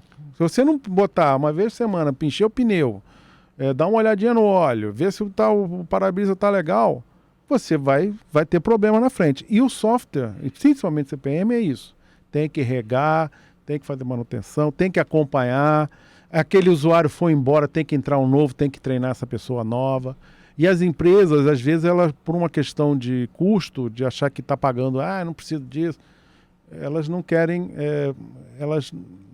isso, né? Elas acabam tentando, entre aspas, economizar, e isso você perde conhecimento, porque a pessoa que está treinada vai embora, e aí o conhecimento vai embora com ela. Então, assim, isso é uma coisa que as empresas ainda estão achando que o software sozinho vai resolver a vida inteira. Não vai, né? Não vai. Tem uma teoria aí das consciências, né? Que diz o seguinte, que no futuro o seu software ele vai ter uma consciência. Uma consciência composta de hardware e de software. E ele vai, teoricamente, aprendendo. É uma inteligência. Que é o tal do machine learning. Hoje está bem basicão. Então ele vai aprendendo. Então, mas ainda a gente não chegou nesse ponto, né? Ainda tem muita influência humana ainda longe, na evolução das coisas. Mas até chegarmos a esse processo de consciência, tem cliente que quer usar o produto por 2 meses na época Eu já ouvi falar isso, né? O cara quer usar 3 meses e depois eu não quero mais usar. Tem cliente que fala assim, não, olha, vamos fazer assim, eu vou contratar o software, mas eu preciso de 40 usuários, mas eu só preciso de 40 usuários um mês por ano, só na hora do orçamento. Isso é uma visão completamente tosca, porque você pode ter esses 40 usuários fazendo acompanhamento e evoluindo, conhecendo mais seus números, tomando decisões, né? Então, assim, essa é que é o tal pós, né? O cara acha que ele resolve um problema ali e acha que... E ninguém faz isso, né? Porque é como serviço, né? Mas tudo tem um custo, tudo tem... Você não é tão fácil assim, você, agora eu quero 30, desliga, bota de novo. Não é bem assim, ainda não estamos nesse momento. Agora, se você quer ter isso, tem que pagar por isso também. De repente vai ter gente que vai te vender assim. Só que você vai pagar por isso. Porque o que eu faço com os outros 30 licenças, entre aspas, que eu investi o dinheiro e deixo parado? As pessoas estão achando que a questão de ser por serviço, por demanda, que não tem custo, tem sim. Demanda é a infraestrutura. É a infraestrutura que está por trás. O que eu faço com aquele monte de máquina que eu botei só porque em julho você quer ter um pico de coisa, entendeu? Então essas coisas, as pessoas ainda estão, nós também, né? Estamos compreendendo que isso também tem custo. Isso não é porque eu estou no iFood bacanão ali. Aqui, cara, para o iFood funcionar, entregar teu negócio, o que tem de coisa ali por trás... De repente um sanduíche sai por R$3 e ele é vendido por 40. Para o iFood tá ali, para você, rapidinho, você fazer o pedido e acompanhar. Cara, quanta máquina que não tem atrás daquilo lá? O que não tem de tecnologia atrás daquilo para o iFood você simplesmente... Marketing, venda. Fora, marketing, que é caríssimo, né? Fora tudo isso. Então, assim, as pessoas ainda não...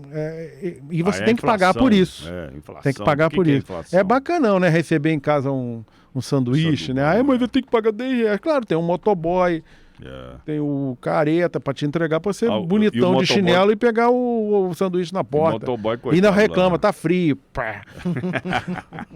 Minha mulher. E o motoboy, coitado, você vê aquele cara ali, ele tá sofrendo, cara. Na chuva, cara. Na chuva. Já desci uma chuva do cão, o cara todo molhado, parece um pinto. Eu falei, coitado, cara. Então, assim, a gente esquece um pouco dessas coisas.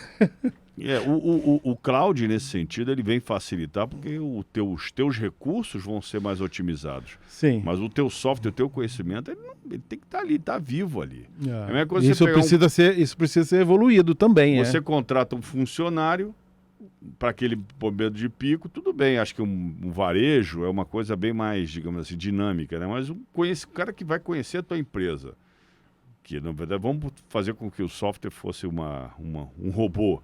O cara vai conhecer a tua empresa, vai fazer as coisas acontecer. Depois você robô, olha só. Não quero brincar mais não. Quero brincar mais não. Entendeu? Só que uma pessoa de uma atividade mais dinâmica, que vai poder, vou fazer um buraco, contrata a rapaziada, faz o buraco, beleza. Agora esse cara conheceu a tua empresa. Aí você guarda ele para ano que vem, você cheio de ideias. Só que a sua empresa já é outra. E esse cara pode não estar disponível. Não, e a empresa também é outra. Que eu estou falando, teve um Covid no meio. Como é que... Essa coisa estamos falando aqui dos 30 em um mês, né? Sim. Então ele preparou o orçamento, pegou 30 pessoas, fez o orçamento. Aí esse que está falando, guardou. Aí um ano depois, tira a poeira aí, pega esse software, vamos fazer orçamento. Só que é o seguinte, poxa, a empresa já mudou, o diretor é outro, o centro de custo é outro. Tem que fazer rapidinho, porque tem que adaptar. Entendeu? Retail é muito assim. Esse aqui é a pessoa. Quando o cara vem com uma pedida dessa, não, eu só quero 30 por uma vez. Cara, esse cara não sabe que ele tá querendo uma economia que no final não sei se ele vai ter. Luiz, é a próxima pergunta que eu tinha para fazer, eu queria ver a tua opinião. Eu acho, a gente falou até num podcast aí que o CIO antigamente ele tinha uma função muito de... Ele era parte do processo. Agora ele está sendo um cara mais para ficar ali tomando conta de máquina, de tecnologia, de contrato com RP. Tecnologia, né? Entendeu? Ele não é mais aquele cara que está efetivamente no processo. E eu acho que o CIO no passado, ele tinha uma função até de ensinar. E essa vai a pergunta. O que você acha? Quais são as vantagens de um executivo que contrata uma solução dessa natureza? Que acho que tem várias, que você já falou um monte aí. E, principalmente, qual é a vantagem do funcionário? Que eu acho que no Brasil não roda muito aquela cabeça de, vamos botar um sistema aqui, eu vou para a rua. Então, o que você aconselharia? Qual o mindset que você identifica do executivo e do funcionário que trabalha com tecnologia dessa natureza? E também de TI. O que você acha que TI tem que... Eu acho assim, o TI, é isso que você acabou de falar. Nos anos 80 lá, o TI fazia parte do board da empresa. O diretor de TI ele era tão importante quanto o financeiro como o de produção. Por quê? Porque a tecnologia era uma coisa nova, cara, e a coisa foi funcionando. Isso foi caindo com o tempo e hoje o diretor de TI ele é mais Se a empresa não é de TI, né, quer dizer, ele é mais vamos dizer assim, um gerente para ver se as coisas estão rodando, novas tecnologias, e se a tecnologia acompanha o negócio. Ele não é tão mais estratégico, né? E isso vai acontecer com o CFO também. Então, isso vai acontecer com o CFO. Porque é isso que ele está falando. Quando você é dono o CFO, tinha muito isso no planejamento. O cara é dono do número. Então, se eu não entregar o número, a empresa não anda. O CFO era isso. Só que quando você começa a automatizar com o Profix, né, como ferramenta igual o Profix, esse número não é mais do poder do CFO. O CFO, ele passa a ser a mesma coisa que está acontecendo com o CEO. Ele passa a ser um gerentão para ver se as coisas estão funcionando. Controller, né? Um controller, mais controller do que um CFO, né? Isso está acontecendo por causa das tecnologias, né? Então o CFO também vai perdendo força estratégica, né? No final, quem vai decidir mesmo são essas pessoas, que são o board, essas coisas, que tem as decisões estratégicas na cabeça. Sobre ser dono da informação, que você estava perguntando, isso acontecia muito. Não só com o CFO, o cara, não, eu faço uma planilha de custo.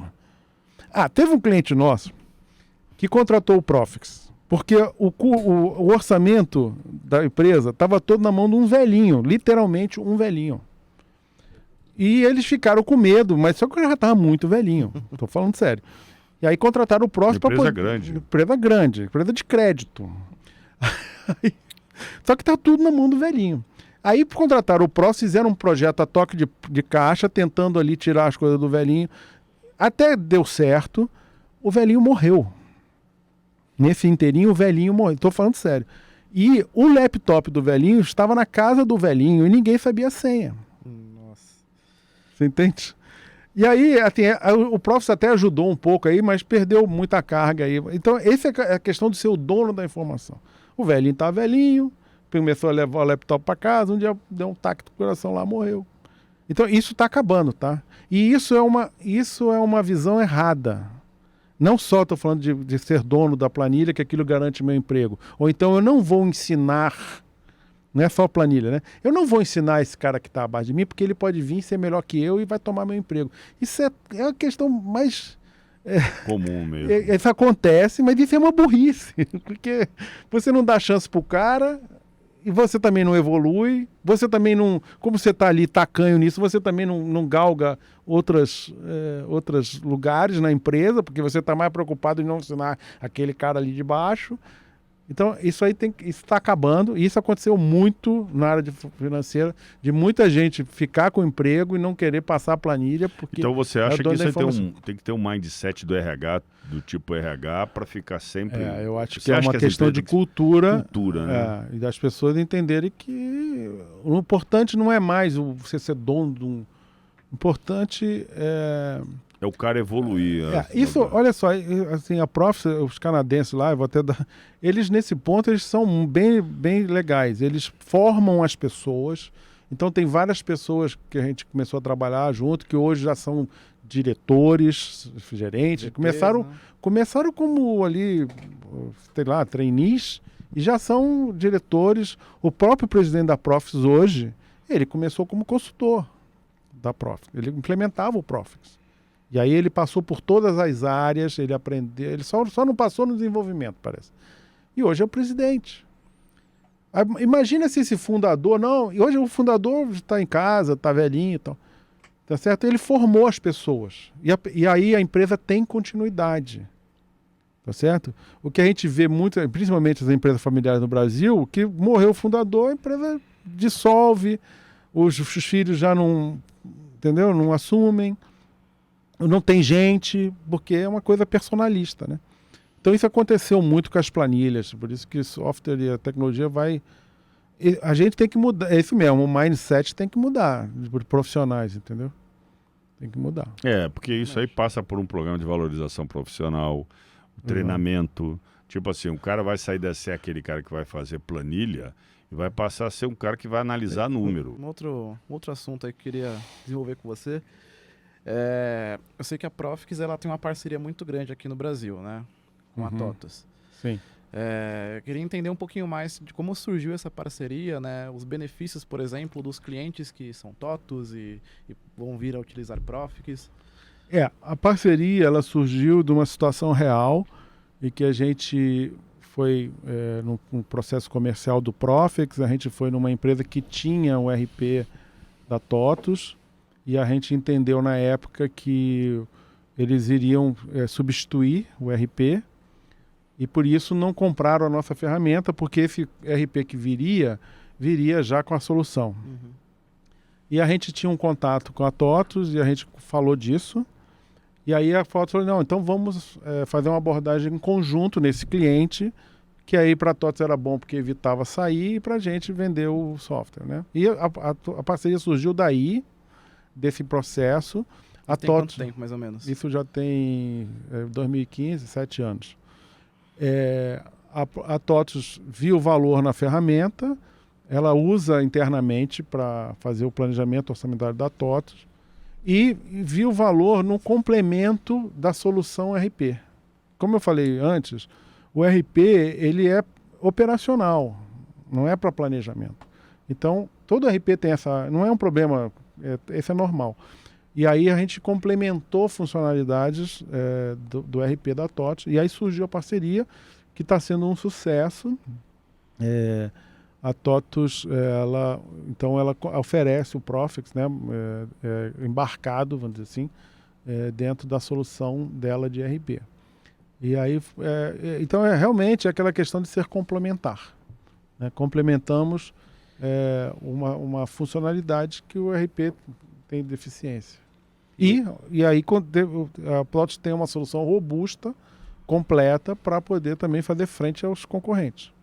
Mas a Profix tem várias implementações com outros RPs também, né? Isso é o que a gente chama de agnóstico, né? Uhum. Assim, na verdade, o software, o Profix, ele é agnóstico, ou seja, não depende de RP para funcionar. Ou seja, você pode ter qualquer RP, né?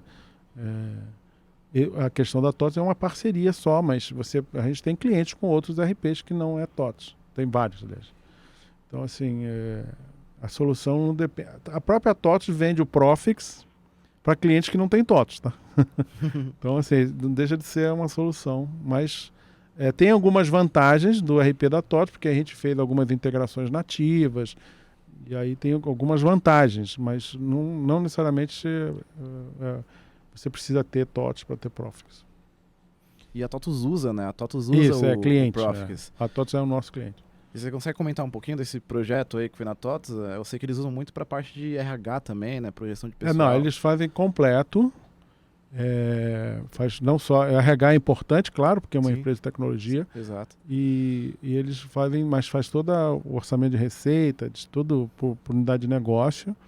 É bem, vamos dizer assim, eles têm bastante usuários, não sei agora, mas tem mais de 100.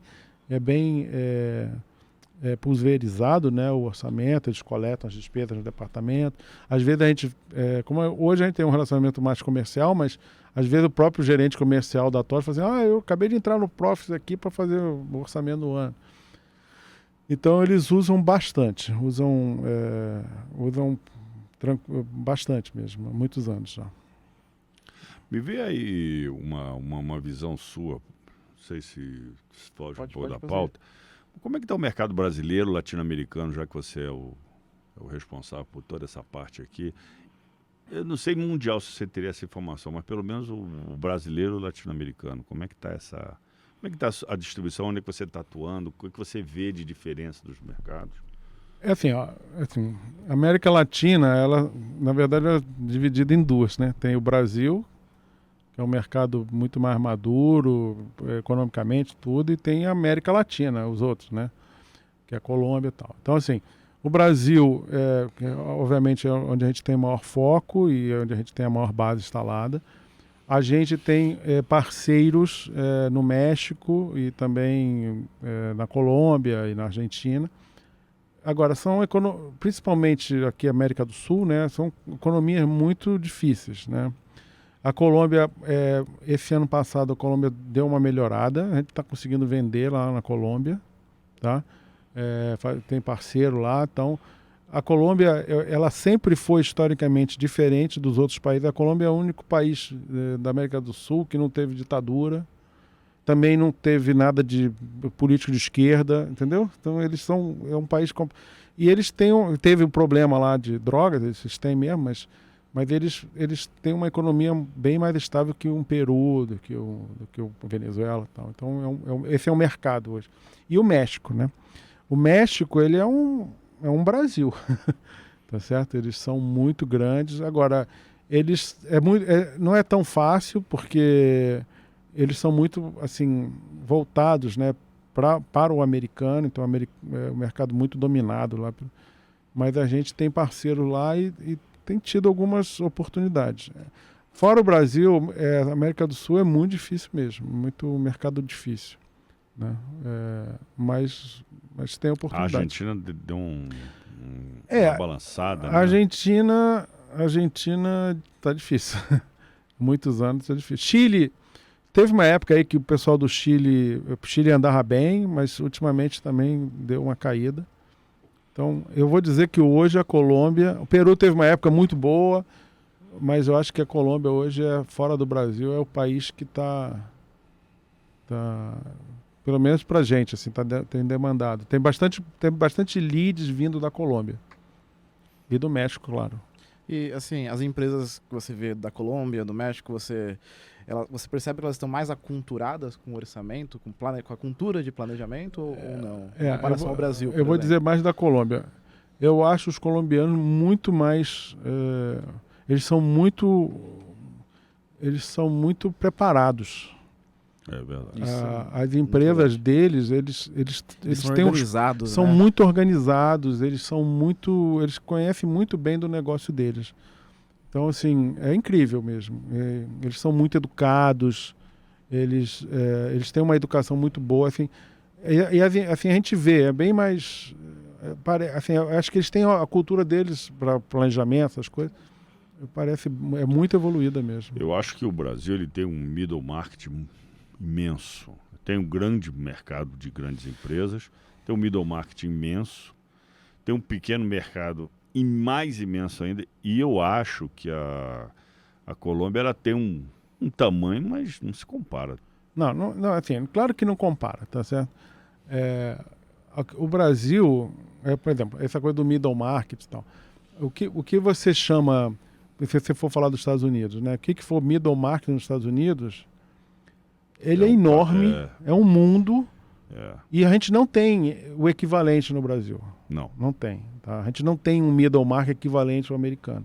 O que é um middle market nos Estados Unidos? Por exemplo, o cara tem uma construtora em Denver e ele compra o Profex. E ele só atua na área de Denver. Por exemplo, essa coisa da construtora, para você ver como é que são as coisas. Às vezes o pessoal do Canadá me pergunta, mas vem cá, aí não tem uma empresa, porque eu falei assim, olha, as construtoras no Brasil são muito grandes, então é mais difícil, porque eles já estão estruturados para vender o Profit. Aí ele falou, não, aqui também, mas vocês não têm empresa de manutenção, empresa de pintura? Porque a empresa de pintura nos Estados Unidos, ela compra o Profit. Aqui uma empresa de pintura... É o seu Zé. É o seu Zé, né? Então, assim, esse tipo de mercado a gente não tem. Os caras, assim, tudo que roda em volta de uma construtora, pintura, carpintaria, qualquer coisa assim, isso são grandes empresas lá. Aqui a gente não tem isso. Mesmo as grandes construtoras, ou ela já tem isso tudo verticalizado, mas você não tem uma empresa que só é especialidade em fazer pintura. Então, esse mercado é muito diferente no Brasil, né? Na Colômbia que são empresas grandes, se aqui não tem, lá não tem mesmo. Que tem lá são empresas grandes, por exemplo, a gente está com agora um cliente aí que produz flor. Sim. Mas a Colômbia é um dos maiores exportadores de flores do mundo. Acho que só rivaliza com a Holanda, se eu não estiver enganado.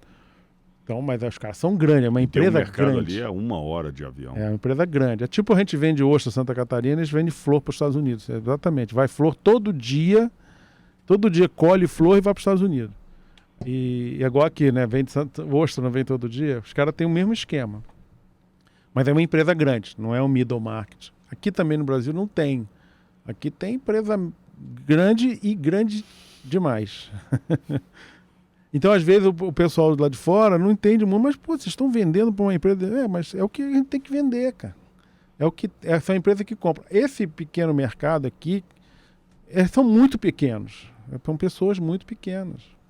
E funciona legal no Excel, não tem problema nenhum. Não tem nem contabilidade. Agora tem um site, você vai lá e contabiliza no site. Sei lá, entendeu? Sim. Essas são as pequenas empresas, então é difícil. Esse eu acho que a diferença do mercado é esse. Agora, a Colômbia é um bom mercado, mas, claro, muito longe do Brasil. Muito, mas muito. Muito longe. Bacana. Colômbia é... Mal comparando, acho que é Goiás, talvez. Nem Goiás. Talvez. Nem sei. Minas Gerais? Eu sei que o Chile São Paulo não é, porque São Paulo é... São Paulo... A cidade de São Paulo, Colômbia. Colômbia pode ser a cidade de São Paulo, talvez. Chile. Luiz, tenho mais uma pergunta aqui sobre o sistema, sobre a Profix. Como é que você vê a Profix no futuro? Melhor, como é que você vê o mercado de tecnologia e como você vê a Profix se posicionando nesse mercado ali no futuro? Então, a gente falou um pouquinho, a visão de um software igual o Profix é você automatizar o máximo. Inicialmente você automatizou a integração, automatizou as planilhas, as formulações, e com a entrada da inteligência artificial, a ideia é também você ter várias análises automatizadas. Por exemplo, uma que a gente falou da detecção de anomalia. Então, essa é uma análise que um cara fazia, uma pessoa, que vai ser feito pela máquina. Olha só, está discrepante esse tipo de gasto, esse tipo de qualquer coisa. Então, isso a máquina vai assumindo o lugar dessas pessoas, não é? E também uma coisa que o Prof já está começando, que é uma análise de gráficos automatizado. Por exemplo, você tem um gráfico qualquer de evolução de uma receita e o próprio software está dizendo, olha, esse gráfico significa isso, é uma evolução da receita em comparação ao passado. Então, é o advisor? É o advisor que a gente chama, tá certo? E isso cada vez mais a Prof está investindo nessa coisa, principalmente do advisor, tá? Então, a ideia é que você tenha, para quase todos os reportes, já a interpretação desse reporte, né? Então, essa que a coisa vai... Realmente, não só o software é como serviço, mas a função financeira vai virar um serviço, né? É isso que eu quero dizer. Então, a função de um cara que a gente falou aqui um pouco, que era dono da informação e tinha muito poder por isso, ele começa a ser esvaziado pela ferramenta, porque é o advisor, é a detecção de anomalia. Na verdade, ele vai para uma outra esfera que talvez seja a esfera do cara muito mais estratégica, exatamente. Então, esse pessoal vai ter que ser muito mais preparado, né? E também, quer ver outra função? É tipo assim, que você vê lá, que já funciona. Então, você quer dizer, olha só, eu queria fazer um cenário novo, aumenta 10% aí na receita. Isso significava até agora você pegar alguém, ir lá, voltar no sistema, aumentar 10% na mão e fazer um novo cenário. Então, a ferramenta também já tem isso. Você pode falar com a ferramenta, né? Tipo um Siri. Siri, toca Supertramp, né? Você nem sabe o que é isso. Mas você vai dizer, Profix, faça um cenário aumentando 10% em tal receita. E aí ele já apresenta aqueles resultados. Então, é isso que eu acho que é o futuro, não só do Profix. O Profix está investindo nisso, principalmente em inteligência artificial, e isso vai tornando o financeiro como um serviço, e como o Ricardo falou, esse diretor financeiro, esse CFO, ele passa em cima dessas análises, aí ele toma mais decisões. Então, as pessoas elas vão ter que ser treinadas, elas vão ter que se aculturar, como já falou aqui, para ter uma posição muito mais de decisão e de estratégia de como o negócio pode evoluir, do que ficar só fazendo um Excel. Eu acho que essa é a evolução do Profix. Ou então conferindo... Ou conferindo se o número está certo. Porcarias. Tá? Essa é a evolução da tecnologia. O Profix está investindo nisso, né? Tanto em infraestrutura, tecnologia para suportar isso, que o falou do microserviço, tem uma nova plataforma que eles estão investindo, como também para poder suportar esse tipo de serviço. Isso vai virar um serviço. Essa eu acho que é a evolução do software. e evolução do software de CPM em geral. Só complementando, eu tenho alguns clientes aí que quando a gente mostrou o que ele já fazia e ele começou a botar mais demanda, você até falou isso aí, né? Botou mais demanda, coisa que ele não tinha tempo para botar. Não tinha condições. Agora ele está botando demanda, a máquina está voltando a demanda, está avisando e as decisões estão sendo mais rápidas e mais precisas. Exatamente. Eu acho que essa é a ideia, suportar as decisões. Porque existe uma coisa que, por exemplo, no caso de impostos, vamos falar em impostos, as análises que você tem que fazer são muito grandes para não fazer uma evasão fiscal, por exemplo. Então, o cara começa a perguntar coisas. Quando é que é a melhor forma de pagamento? Quando é que eu vou receber aqui esse dinheiro? É melhor deixar de pagar o imposto agora que receber... Como é que compara isso aí, uma multa com esse dinheiro que vai entrar? Compara uma multa com o que eu estou investindo, que o banco me deu aqui um negócio. E por aí vai. Essa coisa do imposto, né, assim, é uma coisa realmente onde acho que tem aí várias oportunidades, né? Eu não sei se vai ser com inteligência artificial, mas, por exemplo, uma coisa que a gente já viu é essa questão no Brasil, né? Tal de crédito de imposto, crédito fiscal, que chama. Ou seja, você paga, por causa da complexidade, você acaba pagando o imposto, ICMS, e fica com crédito. Porque você compra e vende, e nessa transação você paga mais imposto e fica com crédito fiscal e depois tem uma hora que você não sabe o que fazer com isso. Isso é um problema sério das empresas. As empresas têm muito crédito fiscal. Ou seja, é como se o governo devesse a eles. Então, talvez você produzir numa cidade que tem um esquema de imposto diferente e vender por outra cidade, você consiga balancear esse crédito de não ter tanto crédito. Crédito é dinheiro que você pagou e não vê mais. Né? Então, isso é que acontece na nossa... Mas acho que é mais Brasil, né? Nessas legislações. Se você tiver... Quem tem o entendimento disso e tiver um software que pudesse te ajudar... onde é que eu vou botar minha nova planta? Não, eu vou botar na cidade de Valinhos, estou chutando, porque lá eu tenho uma situação fiscal que tem vantagens e aí eu utilizo um crédito fiscal, sei lá... E tem situações aí do mundo moderno, aí, por exemplo, crédito carbono. Aliás, quem não viu o podcast do crédito carbono é o podcast 2 aí, muito interessante.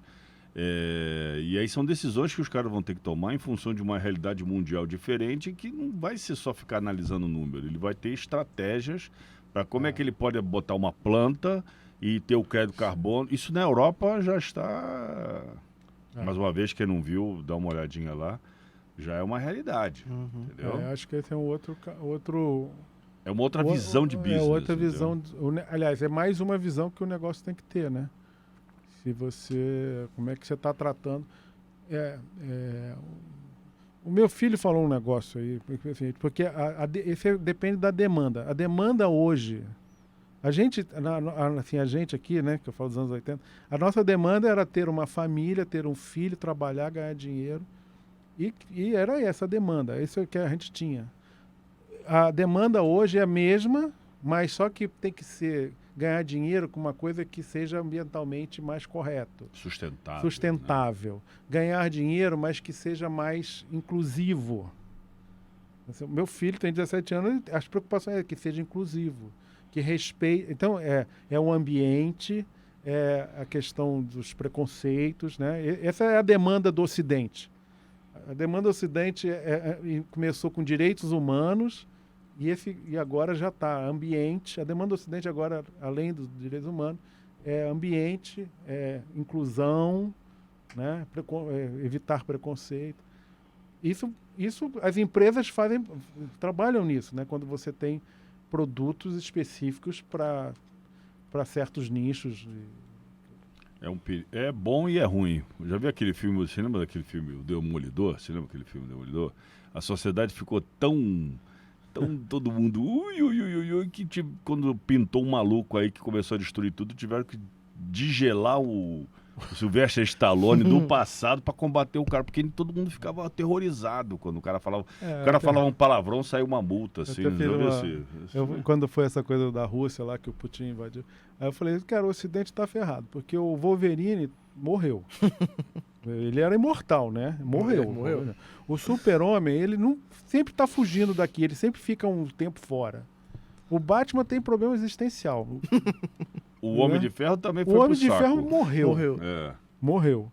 Cara, quem que vai defender a gente? O Capitão América Ficou velho. ficou velho, né?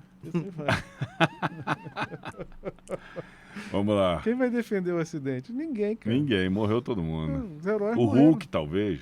Mas o Hulk também. O Hulk trocou O de Hulk se cabeça. fundiu Ele com não outro. trocou de cabeça? Não, ele atropelou. fundiu. Agora ele é um Hulk roxo, que ele Com a é cabeça azul, não papo tem um cabeça, troço com óculos. A gente não tem mais o mesmo Hulk, mas tem 3 Homem-Aranha, viu? Tem 3 Mas Homem-Aranha. esses Homem-Aranha, cara, o Homem-Aranha é doido, cara. O Homem-Aranha é maluco, O Homem-Aranha é garoto. Bom, isso aí. Isso é que é o futuro. Tá certo. E Luiz, uma coisa assim, né? Vamos cortar essa parte. Né? Não, deixa essa parada, manda ver. A gente Tu falou puxa aqui... o papo do Homem-Aranha, maluco. Tá fudido, cara. Então, cara, a gente falou aqui de filme, mas... Vai ser o corte mais... talvez seja o corte que mais faça sucesso, né? Esse papo... Cara, então, aproveitando essa linha de filme, eu sei que você tem um hobby também, além de assistir Superman, Batman, que é... Não, na verdade, cara, eu não gosto da DC, eu só gosto do Marvel. É ao contrário, eu gosto da DC, eu não gosto do Marvel. Eu também, acho esse Marvel também, muito... Mas... Se bem que aquela parada aí do Vingança não sei do que, do Tron, eu achei legal, matou metade do mundo. Eu não vou nesses filmes porque eu durmo. É, o Thanos. Sim, eu durmo, aquela barulheira que eu durmo no filme. Legal. Não consigo ver. Muito chato. Aquelas porradarias é muito sem história. Nossa, muito chato, muito chato. Mas fala aí, o que você queria... Desculpe público, mas eu acho chatíssimo. Não, o pessoal aqui gosta só de ouvir a Anitta Segundo meu filho, o Martin Scorsese falou que esses filmes da Marvel não são considerados cinema. Eu também acho. Apesar de dar um dinheiro fantástico. Dá dinheiro, mas diz que não é considerado cinema. Não, os caras, eles avaliam, assim, a tal de sétima arte. Do filme, pra ver qual que rende mais. São tal de sétima arte, blockbusters, que eles chamam. O Martin Scorsese falou que o filme da Marvel não é sétima arte. Mas vamos lá. É entretenimento e do mais... Eu acho que é isso. Entretenimento de Disneylândia. Porque aí, isso para virar um refrigerante. Um simulador é um refrigerante. Porque tem vários negócios atrelados. Beleza. Desde a montanha-russa até o simulador. O Hulk, tem um negócio da Universal. O joguinho. O joguinho. Brinquedo, boneco do Hulk. Brinquedo. Né? Chatérrimo, cara. Desculpe, muito chato. E aqueles camaradas que vão fantasiado de Homem-Aranha, vão fantasiado de Batman. Cosplay. Tem outro cara lá que o cara fantasiado de Batman. Eu falei, então cosplay, né? Cosplay, né? É, cosplay. Inclusive aqui na região que a gente tá tem um monte. Você vai ver no almoço. De repente tem até lá na empresa, eu não sei. De Magá, Deve ter lá na empresa, eu não sei. Tem, Deve ter um cosplay. Juliano é o avô do cosplay. Outro dia foi de Matrix lá. Ele é avô do cosplay, entendeu? Foi mesmo, verdade. Vamos lá. Então, cara, eu sei que você gosta de cozinhar, né? Fazer pão. Tem uma padaria caseira dentro de casa, né? Então, assim, assim, não é que por causa da pandemia, né, certo? Aí eu comecei a pesquisar, eu gosto de cozinhar, sempre gostei, e por causa da pandemia comecei a pesquisar sobre pão. E aí comecei a fazer pão em casa, aprendi tudo pelo YouTube, assim, YouTube, grupo de Facebook, nunca paguei ninguém para me ensinar. E consegui ter o resultado, fermentação natural, tudo direitinho, dentro de casa. A minha ideia é, claro, eu faço fim de semana, né? A ideia é fazer que o pão seja o mais simples possível, que um pão ele é farinha, água e sal, literalmente. Porque o próprio levain é farinha e água, né? Uhum. Então é só isso, e que seja feito em casa com farinhas que a gente encontra no supermercado e sem muita...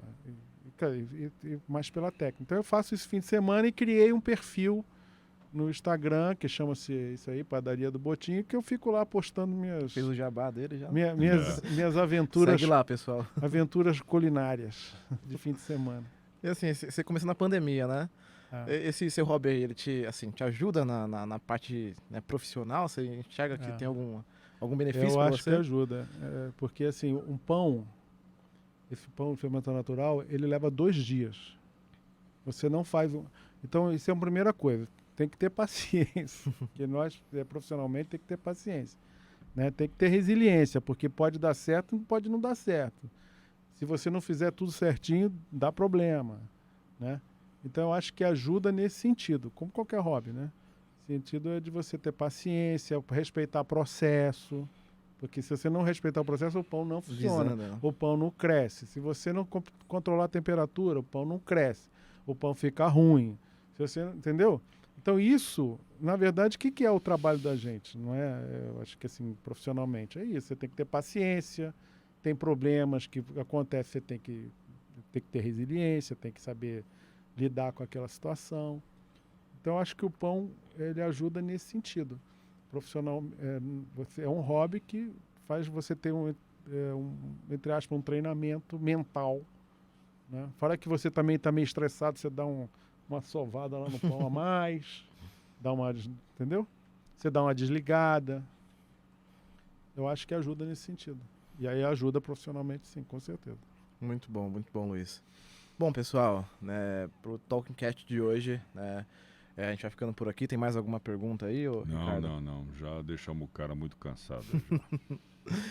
Luiz, a gente quer agradecer a sua presença aí, né, por ter compartilhado um pouquinho da sua experiência. Se o pessoal quiser encontrar a Profix aí, consegue jogar no Google, profix.com então, e vai achar. Bom, primeiro agradecer a oportunidade. Conte comigo aí outras oportunidades, muito bom. A gente pode falar bastante coisa de tecnologia e também coisas mais leves também. O Profix é profix.com, né? Então, vai no Google e deve estar aí em algum lugar aí. Tá aí assim, né? Vai estar na descrição, pessoal. A gente vai colocar os contatos aqui, site e na aí descrição. Você tem no profix.com e você tem lá todas as informações da gente. Quantos usuários, quantas instalações a Profix tem hoje? O Profix tem hoje, no mundo, cliente, 3 mil clientes. Aqui na América Latina? Aqui na América Latina está por volta de uns 200. Ok. Tá? Isso 200 são empresas. Clientes, 200 empresas, né? Na América do Sul e no mundo por volta de 3 mil. Muito bacana. E quanto tempo aqui na América do Sul?